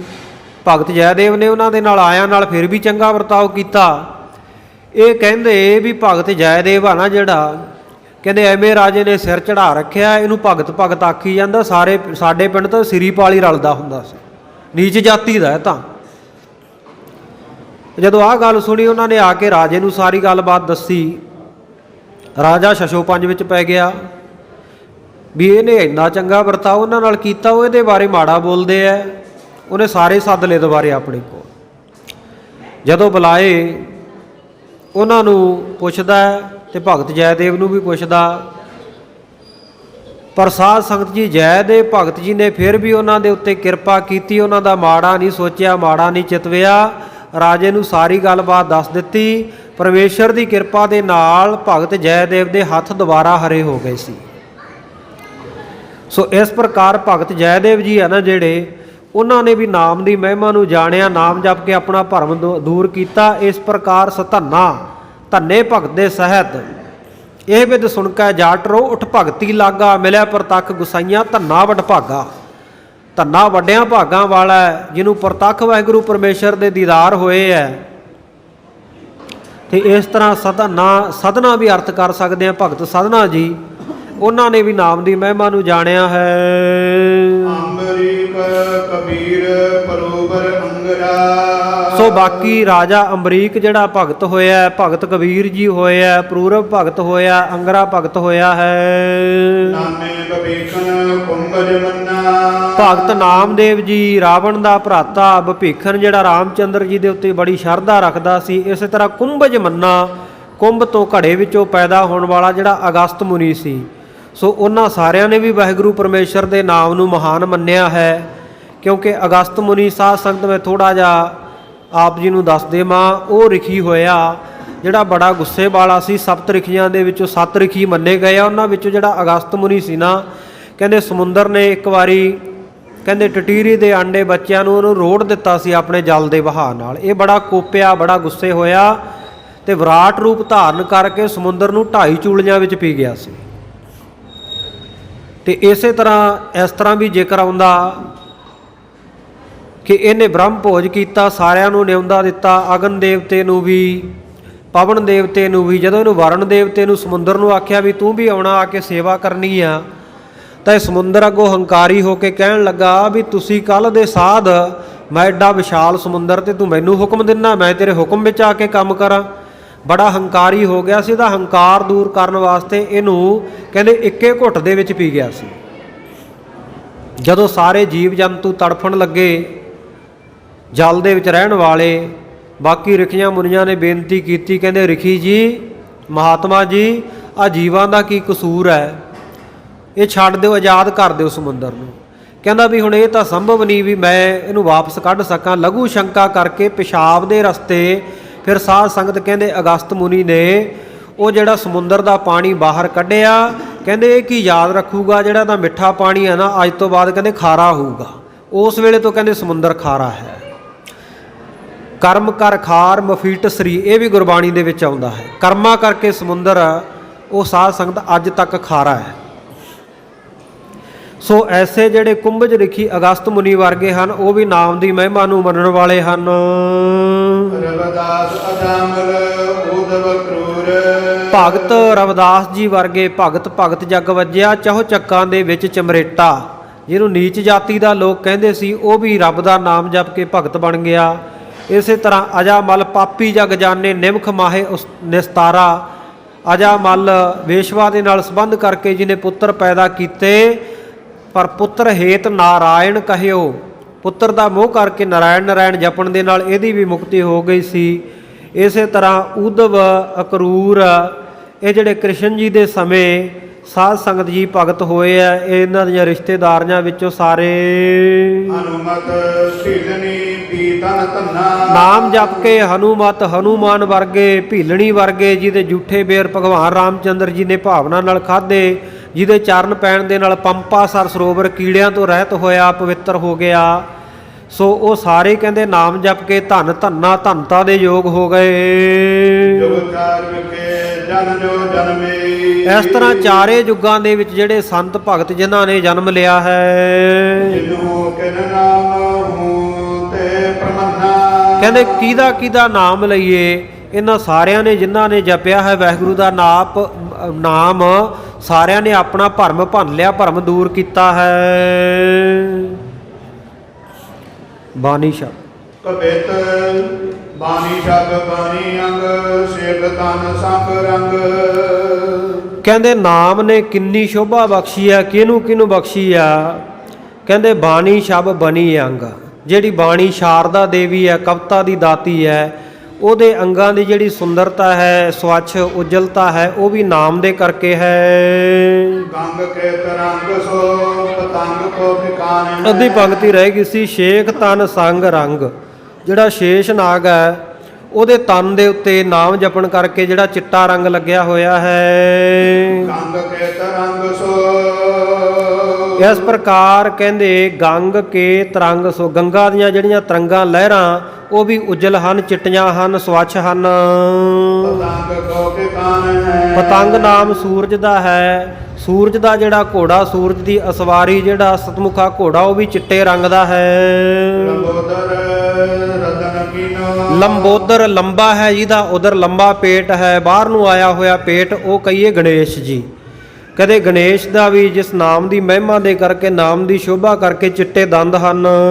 ਧਨੁਕ ਮਦਨ ਚਿਨੋ ਔਰ ਇਸ ਪ੍ਰਕਾਰ ਕਾਮਦੇਵ ਹੈ ਜਿਹੜਾ, ਉਹਦੇ ਹੱਥ ਵਿੱਚ ਫੜਿਆ ਹੋਇਆ ਜਿਹੜਾ ਧਨੁੱਖ ਹੈ ਚਿੱਟੇ ਫੁੱਲਾਂ ਦੇ ਸਹਿਤ। ਸ਼੍ਰੀਆ ਕੋ ਸਦਨ ਇਸ ਤਰ੍ਹਾਂ ਲక్ష్ਮੀ ਦਾ ਘਰ ਕਮਲ ਫੁੱਲ ਜਿਹੜਾ ਚਿੱਟੇ ਰੰਗ ਦਾ ਹੈ। ਤਉ ਬਦਨ ਕੋ ਜਾਨ ਹੈ। ਇਸੇ ਤਰ੍ਹਾਂ ਚੌਂ ਬਦਨਾਂ ਵਾਲਾ, ਚੌਂ ਮੂੰਹਾਂ ਵਾਲਾ ਜਿਹੜਾ ਬ੍ਰਹਮਾ, ਸੋ ਉਹ ਵੀ ਜਾਣਦਾ ਹੈ ਨਾਮ ਦੀ ਸ਼ੋਭਾ ਨੂੰ। ਕਰਨਾ ਨਿਦਾਨ ਸਿੰਘ ਇਸ ਪ੍ਰਕਾਰ ਕਿਰਪਾ ਦਾ ਖਜ਼ਾਨਾ ਜਿਹੜਾ ਸਮੁੰਦਰ ਹੈ, ਜਾਨ ਕੀ ਨਿਜਾਨ ਮ੍ਰਿਗ ਜਿਸ ਨੇ ਸਾਧ ਸੰਗਤ ਜੀ ਜਿਸ ਦੇ ਭਗਵਾਨ ਵਿਸ਼ਨੂੰ ਦੇ ਹੱਥ ਵਿੱਚ ਚਿੱਟੇ ਰੰਗ ਦੀ ਮਾਲਾ ਫੜੀ ਹੈ, ਤੇ ਜਿਸ ਨੇ ਸਾਧ ਸੰਗਤ ਜੀ ਅਸਵਾਰੀ ਕੀਤੀ ਹੋਈ ਹੈ ਮਿਰਗ ਦੀ। ਸੋ ਇਸ ਪ੍ਰਕਾਰ ਜਿਹੜਾ ਸਾਧ ਸੰਗਤ ਜੀ ਵਿਸ਼ਨੂੰ ਦੀ ਮਾਲਾ ਤੇ ਚੰਦਰਮਾ ਦੀ ਜਿਹੜੀ ਚਾਂਦਨੀ ਚਿੱਟੀ ਹੋਈ ਹੈ। ਭਸਮ ਸੋ ਤੀਨ ਦ੍ਰਿਗ ਸੋ ਤੀਨ ਦ੍ਰਿਗ, ਤਿੰਨ ਨੇਤਰਾਂ ਵਾਲਾ ਜਿਹੜਾ ਭਗਵਾਨ ਸ਼ਿਵ ਜੀ ਹੈ, ਉਹਦੀ ਜਿਹੜੀ ਭਸਮ ਰਾਖ ਸਵਾਹ ਚਿੱਟੀ ਹੋਈ ਹੈ। ਸੁਦਾ ਸੁਰ ਪਾਨ ਹੈ। ਕਿਉਂਕਿ ਭਗਵਾਨ ਜੀ ਦੇ ਮੱਥੇ ਦੇ ਉੱਤੇ ਚਿੱਟੇ ਰੰਗ ਦੀ ਜਿਹੜੀ ਰਾਖ ਲੱਗੀ ਹੁੰਦੀ, ਆਮ ਦੇਖਦੇ ਆਪਾਂ ਤਸਵੀਰਾਂ ਵਿੱਚ। ਇਸੇ ਪ੍ਰਕਾਰ ਦੇਵਤੇ ਜਿਨ੍ਹਾਂ ਨੇ ਸੁਦਾ ਪਾਨ ਕੀਤਾ, ਅੰਮ੍ਰਿਤ ਪਾਨ ਕੀਤਾ ਹੈ। ਮਨ ਕੀਨੋ ਮੁਨੀ ਸਤੋ ਗੁਣ ਔਰ ਜਿਨ੍ਹਾਂ ਰਿਖੀਆਂ ਮੁਨੀਆਂ ਨੇ ਆਪਣਾ ਮਨ ਸਤੋ ਗੁਣ ਦੇ ਵਿੱਚ ਲਾਇਆ ਹੋਇਆ ਹੈ। ਤੀਨ ਦਿਨੋ ਗੁਣੀ ਔਰ ਜਿਨ੍ਹਾਂ ਨੇ ਵਾਹਿਗੁਰੂ ਪਰਮੇਸ਼ਰ ਦੇ ਨਾਮ ਨੂੰ ਜਾਣ ਕੇ ਗੁਣੀ ਜਨ ਬਣਨਾ ਕੀਤਾ ਹੈ। ਨਾਮ ਕੇ ਸੁਜਸ ਤੇ ਨਾਮ ਦੀ ਮਹਿਮਾ ਦੇ ਕਰਕੇ, ਨਾਮ ਦੀ ਸ਼ੋਭਾ ਕਰਕੇ ਇਸ ਵੈ ਸ਼ੋਭਵਾਨ ਹੈ। ਇਹ ਸਾਰੇ ਸ਼ੋਭਾਵਾਨ ਹੋਏ ਆ। ਸਾਰਿਆਂ ਦੀ ਸ਼ੋਭਾ ਨਾਮ ਜਪਣ ਦੇ ਨਾਲ ਹੀ ਹੋਈ ਹੈ। ਕਵਿਤ ਤਾਤ ਸੁਤ ਮਾਤ ਹਿਤ ਸੋ ਤਾਤ ਸੁਤ ਮਾਤ ਹਿਤ ਸੋਦਰ ਸਹੋਦਰੀ। ਸੋ ਜਿਹੜਾ ਸਾਧ ਸੰਗਤ ਜੀ ਪਿਤਾ ਪੁੱਤਰ, ਮਾਤਾ ਪਿਤਾ, ਭਰਾ ਭੈਣ, ਬੋਢੀ, ਇਹਨਾਂ ਦੇ ਆਨੰਦ ਦੇ ਵਿੱਚ ਮਨੁੱਖ ਕਹਿੰਦੇ ਗੂੜਾ ਹੀ ਲਿਪਟਿਆ ਹੋਇਆ ਹੈ। ਬੋਧ ਮੈਂ ਕਸ਼ੋਦਰੀ ਸੋ ਕੱਢ ਲਪਟਾ ਘਰ ਵਾਲੀ ਜਿਹੜੀ ਇਸਤਰੀ ਹੈ, ਸੋ ਉਹਦੇ ਰੂਪ ਨੂੰ ਦੇਖ ਕੇ ਉਹਦੇ ਪ੍ਰੇਮ ਦੇ ਵਿੱਚ ਰਤਾ ਮਸਤ ਹੋਇਆ। ਕਹਿੰਦੇ ਗੂੜਾ ਹੀ ਲਪਾਏ ਮਾਨ, ਇਹ ਖੁੱਭਿਆ ਹੋਇਆ ਪਦਾਰਥਾਂ ਦੇ ਮੋਹ ਵਿੱਚ ਮਨੁੱਖ। ਮਤ ਜੇ ਮਤੰਗ ਜਵੀ ਚੰਚਲ ਤਰੰਗ ਬ੍ਰਿੰਦ ਔਰ ਮਤ ਜਿਹੜੀ ਇਹਦੀ ਬੁੱਧੀ ਹੈ, ਔਰ ਮਤ ਕਹੀਏ ਜਿਹੜੀ ਮਤ ਹੈ, ਸੋ ਹਾਥੀ ਹੈ, ਜਿਹੜੇ ਮਦ ਮਸਤ ਹਾਥੀ ਹੈ ਨਾ, ਸੋ ਉਹਨਾਂ ਦੀ ਜਿਹੜੀ ਚਾਲ ਹੈ, ਸੋ ਘੋੜਿਆਂ ਦੀ ਅਤੇ ਹਾਥੀਆਂ ਦੀ ਜਿਹੜੀ ਤ੍ਰਿਖਾ ਬਰੇਗ ਹੈ, ਤ੍ਰਿਖੀ ਚਾਲ ਹੈ, ਉਹਨਾਂ ਘੋੜਿਆਂ ਦੇ ਸਮੁਦਾਇ ਦੇ ਸਹਿਤ ਜਿਹੜੇ ਚੰਚਲ ਘੋੜੇ ਆ, ਉਹ ਸਾਰਿਆਂ ਦੇ ਸਮੇਤ ਤਾਨੀ ਚਤੁਰੰਗਨੀ ਸੋ ਰਿਦਾਹੁਲ ਸਾਯੁ ਹੈ। ਇਸ ਗੱਲ ਦੇ ਵਿੱਚ ਹੀ ਮਨ ਜਿਹੜਾ ਪਰਚ ਰਿਹਾ ਹੈ ਕਿ ਮੇਰੇ ਕੋਲ ਚਤਰੰਗੀ ਸੈਨਾ, 4 ਪ੍ਰਕਾਰ ਦੀ ਸੈਨਾ ਫੌਜ ਹੈ, ਇੰਨੇ ਪਦਾਰਥ ਹਨ। ਆਦਮੇ ਤੇ ਹੱਥ ਚਾਹੇ ਜਨਮ ਅਕਾਤ ਖੋਤ ਔਰ ਆਤ ਜਿਹੜੀ ਮਾਇਆ ਹੈ, ਉਹਨੂੰ ਨਿੱਤਾ ਪ੍ਰਤੀ ਆਪਣੇ ਹੱਥ ਵਿੱਚ ਕਰਨਾ ਚਾਹੁੰਦਾ ਹੈ। ਇਸ ਕਰਕੇ ਜਨਮ ਜਿਹੜਾ ਵਿਅਰਥ ਹੀ ਚਲਿਆ ਜਾ ਰਿਹਾ ਹੈ। ਅੰਤ ਕੋ ਨ ਸਾਥ ਮਨ ਜਾਸੋ ਡੈ ਕਾਇਓ ਹੈ। ਜਿਸ ਮਾਇਆ ਦੇ ਮੋਹ ਦੇ ਵਿੱਚ ਮਨ ਲੱਗਿਆ ਹੋਇਆ, ਮੋਹਤ ਹੋਇਆ, ਇਹ ਅੰਤ ਵੇਲੇ ਸਾਥ ਨਹੀਂ ਜਾਂਦੀ। ਕੂੜ ਹੈ ਰੇ ਕੂੜ ਮਨ ਮੂੜ ਲਗਨਾ ਮਰੂੜ ਕਹਿੰਦੇ ਕੂੜ ਹੈ, ਝੂਠ ਹੈ, ਝੂਠ ਹੈ, ਹੇ ਮੇਰੇ ਮੂਰਖ ਮਨ, ਇਹਨੂੰ ਛੱਡ ਕੇ ਜਿਹੜਾ ਪ੍ਰਮਾਤਮਾ ਦਾ ਸੋਹਣਾ ਨਾਮ ਹੈ ਉਹਦੇ ਵਿੱਚ ਲੱਗ ਜਾ। ਸਾਚੇ ਕੋ ਬਨਾਇਓ ਤਾਂ ਤੇ ਸਾਚੂ ਹੈ ਸੁਹਾਇਓ ਹੈ। ਉਹ ਵਾਹਿਗੁਰੂ ਪਰਮੇਸ਼ਰ ਨੇ ਇਹ ਮਾਇਆ ਪਦਾਰਥ ਬਣਾਏ ਆ, ਇਸ ਕਰਕੇ ਇਹ ਤੈਨੂੰ ਸੱਚੇ ਲੱਗ ਰਹੇ ਹੈ, ਠੀਕ ਲੱਗ ਰਹੇ ਹਨ। ਕਵਿਤ ਬਾਜੀਗਰ ਜੈਸੀ ਬਾਜੀ ਮਾਇਆ ਕੀ ਕਨਾਤ ਸਾਜੀ। ਜਿਵੇਂ ਕਹਿੰਦੇ ਬਾਜੀਗਰ ਮਦਾਰੀ ਹੈ ਜਿਹੜਾ ਨਜ਼ਰਬੰਦ ਕਰਨ ਵਾਲਾ, ਉਹਨੇ ਕਹਿੰਦੇ ਮਾਇਆ ਦੀ ਕਨਾਤ ਜੀ ਸਾਜੀ ਹੁੰਦੀ ਹੈ। ਬਾਜੀ ਕੋ ਅਪਾਜੀ ਲਖ ਤਾਂ ਸੋ ਫਿਰ ਮਾਇਓ। ਇਸੇ ਤਰ੍ਹਾਂ ਸੰਸਾਰ ਦੇ ਪਦਾਰਥ ਜਿਹੜੇ ਨਾਸ਼ਵੰਤ ਹੈ, ਪਰ ਉਹਨਾਂ ਨੂੰ ਸਦਾ ਰਹਿਣ ਵਾਲੇ ਸਮਝ ਕੇ ਜਾਣ ਕੇ ਉਹਨਾਂ ਵਿੱਚ ਭਰਮਿਆ ਪਿਆ ਹੈ ਮਨੁੱਖ। ਸੁਪਨੇ ਪਦਾਰਥ ਸਵਾਰਥ ਮੈਂ ਰਚਿਓ ਸੰਚੈ। ਔਰ ਸੁਪਨੇ ਦੇ ਵਿੱਚ ਕਹਿੰਦੇ ਜਿਵੇਂ ਕੋਈ ਬੰਦਾ ਪਦਾਰਥ ਇਕੱਠੇ ਕਰਕੇ ਤੇ ਉਹਨਾਂ ਦੇ ਮੋਹ ਦੇ ਵਿੱਚ ਰਚਿਆ ਰਹੇ। ਸੰਤ ਸੰਤ ਜਗ ਤੇ ਬਹੁਰ ਪਛਤਾਇਓ ਹੈ। ਔਰ ਜਿੰਨੇ ਉਹ ਇਕੱਠੇ ਕਰ ਕਰਕੇ ਢੇਰ ਲਾਇਆ ਹੁੰਦਾ, ਜਦੋਂ ਜਾਗ ਆਉਂਦੀ ਹੈ, ਸੁਪਨਾ ਟੁੱਟਦਾ ਤੇ ਫਿਰ ਪਛਤਾਉਂਦਾ ਹੈ। ਸੁਖਤਾ ਰਜਤ ਮ੍ਰਿਗ ਤ੍ਰਿਸ਼ਨਾ ਮੈਂ ਨੀਚ ਜੈਸੀ। ਜਿਵੇਂ ਸੁਖਤਾ ਕਹਿੰਦੇ ਸਿੱਪੀ ਦੇ ਵਿੱਚ ਰਜਤ ਨਾਮ ਹੈ, ਚਾਂਦੀ ਦਾ ਭੁਲੇਖਾ ਪੈਂਦਾ ਹੈ, ਔਰ ਮਿਰਗ ਤ੍ਰਿਸ਼ਨਾ ਦੇ ਜਲ ਦਾ ਭੁਲੇਖਾ ਪੈਂਦਾ। ਮਿਰਗਾਂ ਨੂੰ ਤ੍ਰਿਸ਼ਨਾ ਜਦੋਂ ਹੁੰਦੀ ਹੈ ਵੀ ਜਲ ਛਕੀਏ, ਤੇ ਦੂਰ ਉਹਨਾਂ ਨੂੰ ਮਾਰੂਥਲਾਂ ਦੇ ਵਿੱਚ ਧੁੱਪ ਦੇ ਨਾਲ ਝਲਕਾਰਾ ਜਾ ਪੈਂਦਾ ਵੀ ਇੱਥੇ ਪਾਣੀ ਆ, ਉਹਨੂੰ ਮਿਰਗ ਤ੍ਰਿਸ਼ਨਾ ਦਾ ਜਲ ਕਹਿੰਦੇ ਆ। ਔਰ ਇਸੇ ਪ੍ਰਕਾਰ ਕਹਿੰਦੇ ਜਿਵੇਂ ਸਿੱਪੀ ਦੇ ਵਿੱਚ ਭੁਲੇਖਾ ਪੈਂਦਾ ਚਾਂਦੀ ਦਾ, ਔਰ ਮਿਰਗ ਤ੍ਰਿਸ਼ਨਾ ਦਾ ਭੁਲੇਖਾ ਪੈਂਦਾ ਜਿਵੇਂ ਜਲ ਹੈ। ਰਜੂ ਮੈਂ ਸਰਬ ਆਦ ਅੰਤੂ ਨ ਪਾਇਓ ਹੈ। ਔਰ ਰੱਸੀ ਦੇ ਵਿੱਚ ਜਿਵੇਂ ਕਹਿੰਦੇ ਸਮਾਨ ਅੰਧਕਾਰ ਦੇ ਵਿੱਚ ਸੱਪ ਦਾ ਭੁਲੇਖਾ ਜਾ ਪੈਂਦਾ, ਪਰ ਕਹਿੰਦੇ ਆਦ ਅੰਤ ਹੂ ਨਾ ਪਾਇਓ ਹੈ, ਕਿਸੇ ਨੇ ਇਹਦਾ ਆਦ ਅੰਤ ਜਾਣਿਆ ਨਹੀਂ ਪਦਾਰਥਾਂ ਦਾ, ਐਵੇਂ ਭੁਲੇਖੇ ਵਸ ਹੀ ਹਨ। ਕੂੜ ਹੈ ਰੇ ਕੂੜ ਮਨ ਮੂੜ ਲਗਨਾ ਰੂੜ। ਕਵੀ ਜੀ ਕਹਿੰਦੇ ਕੂੜ ਹੈ, ਝੂਠ ਹੈ, ਝੂਠ ਹੈ ਮੇਰੇ ਮੂਰਖ ਮਨ, ਇਹਨਾਂ ਨੂੰ ਛੱਡ ਕੇ ਵਾਹਿਗੁਰੂ ਪਰਮੇਸ਼ਰ ਦੇ ਸੁੰਦਰ ਨਾਮ ਦਾ ਧਾਰਨੀ ਹੋ ਜਾ। ਸੱਚੇ ਕੋ ਬਨਾਇਓ ਤਾਂ ਤੇ ਸਾਚੋ ਕੋ ਸੋ ਸੁਹਾਇਓ ਹੈ। ਕਿਉਂਕਿ ਸੱਚੇ ਵਾਹਿਗੁਰੂ ਪਰਮੇਸ਼ਰ ਨੇ ਪਦਾਰਥ ਬਣਾਏ ਆ, ਇਸ ਕਰਕੇ ਭੁਲੇਖਾ ਜਾ ਪੈਂਦਾ ਵੀ ਇਹ ਸੱਚੇ ਹੀ ਹਨ। ਚਉਪਈ ਜੇ ਕਰਨਾ ਤੇ ਰੂਪ ਅਨੂਪਾ। ਜਿਹ ਕਰਨਾ ਤੇ ਜਠਰਮ ਹੈ। ਜਿਸ ਵਾਹਿਗੁਰੂ ਪਰਮੇਸ਼ਰ ਦੀ ਕਿਰਪਾ ਦੇ ਨਾਲ ਮਾਤਾ ਦੀ ਜਠਰਾ ਅਗਨੀ ਦੇ ਵਿੱਚ, ਅਗਨ ਸਪਰਸ਼ ਨਾ ਹੋਈ। ਮਾਤਾ ਦੇ ਪੇਟ ਦੇ ਵਿੱਚ ਬੱਚੇ ਨੂੰ ਜਿਹੜਾ ਅਗਨੀ ਦਾ ਸਪਰਸ਼ ਨਹੀਂ ਹੁੰਦਾ, ਅਗਨੀ ਜਲਾਉਂਦੀ ਨਹੀਂ ਹੈ। ਸੋ ਇਸ ਦਾ ਵਿਸਥਾਰ ਜਿਹੜਾ ਆਪਾਂ ਕੱਲ ਦੇ ਦੀਵਾਨ ਵਿੱਚ ਕਰ ਲਵਾਂਗੇ। ਜਠਰਾ ਅਗਨੀ ਕਿੰਨੀ ਭਿਆਨਕ ਹੈ, ਜਿਹੜੇ ਸਾਡੇ ਖਾਧੇ ਪੀਤੇ ਭੋਜਨ ਨੂੰ ਪਲਾਸ਼ਨਾਂ ਦੇ ਵਿੱਚ ਹੀ ਸਾਧ ਸੰਗਤ ਭਸਮੀਭੂਤ ਕਰ ਦਿੰਦੀ ਹੈ, ਜਲਾ ਕੇ ਉਹ ਤੋਂ ਤੱਤ ਵੱਖਰੇ ਕਰ ਦਿੰਦੀ ਹੈ, ਖੂਨ ਵੱਖਰਾ ਕਰ ਦਿੰਦੀ ਹੈ। ਪਰ ਉਸੇ ਮਾਤਾ ਦੇ ਪੇਟ ਦੇ ਵਿੱਚ ਬੱਚਾ ਜਿਹੜਾ ਉਹਨੂੰ ਆਂਚ ਵੀ ਨਹੀਂ ਆਉਂਦੀ ਹੈ, ਤਾਂ ਉਹ ਵੀ ਉਸੇ ਜਠਰਾ ਅਗਨੀ ਦੇ ਵਿੱਚ ਹੀ। ਉਹ ਪ੍ਰਮਾਤਮਾ ਕਿਵੇਂ ਕਿਰਪਾ ਕਰਕੇ ਰੱਖਦਾ, ਕਿਵੇਂ ਅਗਨੀ ਦਾ ਉਹਨੂੰ ਸਪਰਸ਼ ਨਹੀਂ ਹੁੰਦਾ, ਇਹ ਕੱਲ ਦੇ ਦੀਵਾਨ ਵਿੱਚ ਆਪਾਂ ਰਲ ਮਿਲ ਕੇ ਸਾਰੇ ਅਗਾਂਹ ਕਥਾ ਜਿਹੜੀ ਵਿਚਾਰ ਲਵਾਂਗੇ, ਵਿਚਾਰਾਂ ਸਾਂਝੀਆਂ ਕਰ ਲਵਾਂਗੇ। ਕਥਾ ਵਿਚਾਰਾਂ ਦੌਰਾਨ ਹੋਈਆਂ ਬੇਅੰਤ ਭੁੱਲਾਂ ਦੀ ਆਪ ਸਮੂਹ ਸੰਗਤਾਂ ਨੇ ਖਿਮਾ ਬਖਸ਼ਿਸ਼ ਕਰਨੀ। ਗਰੀਬ ਨਵਾਜ਼ ਸੱਚੇ ਪਾਤਸ਼ਾਹ ਕਿਰਪਾ ਕਰਨ, ਸਮੱਤ ਬਖਸ਼ਿਸ਼ ਕਰਨ। ਆਓ ਆਪਾਂ ਸਮਾਪਤੀ ਦੀਆਂ ਤੁਕਾਂ ਪੜ੍ਹ ਕੇ ਸਮਾਪਤੀ ਦੇ ਵਿੱਚ ਸ਼ਾਮਲ ਹੋਣਾ, ਅਰਦਾਸ ਵਿੱਚ ਹਾਜ਼ਰੀ ਲਵਾਉਣੀ ਹੈ। ਕੋਟਾਨ ਕੋਟ ਧੰਨਵਾਦ ਸਤਿਗੁਰੂ ਸ੍ਰੀ ਗੁਰੂ ਗ੍ਰੰਥ ਸਾਹਿਬ ਮਹਾਰਾਜ ਜੀ ਦਾ, ਆਪ ਸਮੂਹ ਸੰਗਤਾਂ ਦਾ। ਆਓ ਸਮਾਪਤੀ ਦੀਆਂ ਤੁਕਾਂ ਪੜ੍ਹ ਕੇ ਅਰਦਾਸ ਵਿੱਚ ਹਾਜ਼ਰ ਹੋਈਏ ਜੀ। ਕੂੜ ਹੈ ਰੇ ਕੂੜ ਮਨ ਮੂੜ ਲਗ ਨਾਮ ਰੂੜ। ਸਾਚੇ ਕੇ ਬਨਾਇਓ ਤਾਂ ਤੇ ਸਾਚੇ ਸੋ ਸੁਹਾਇਓ ਹੈ।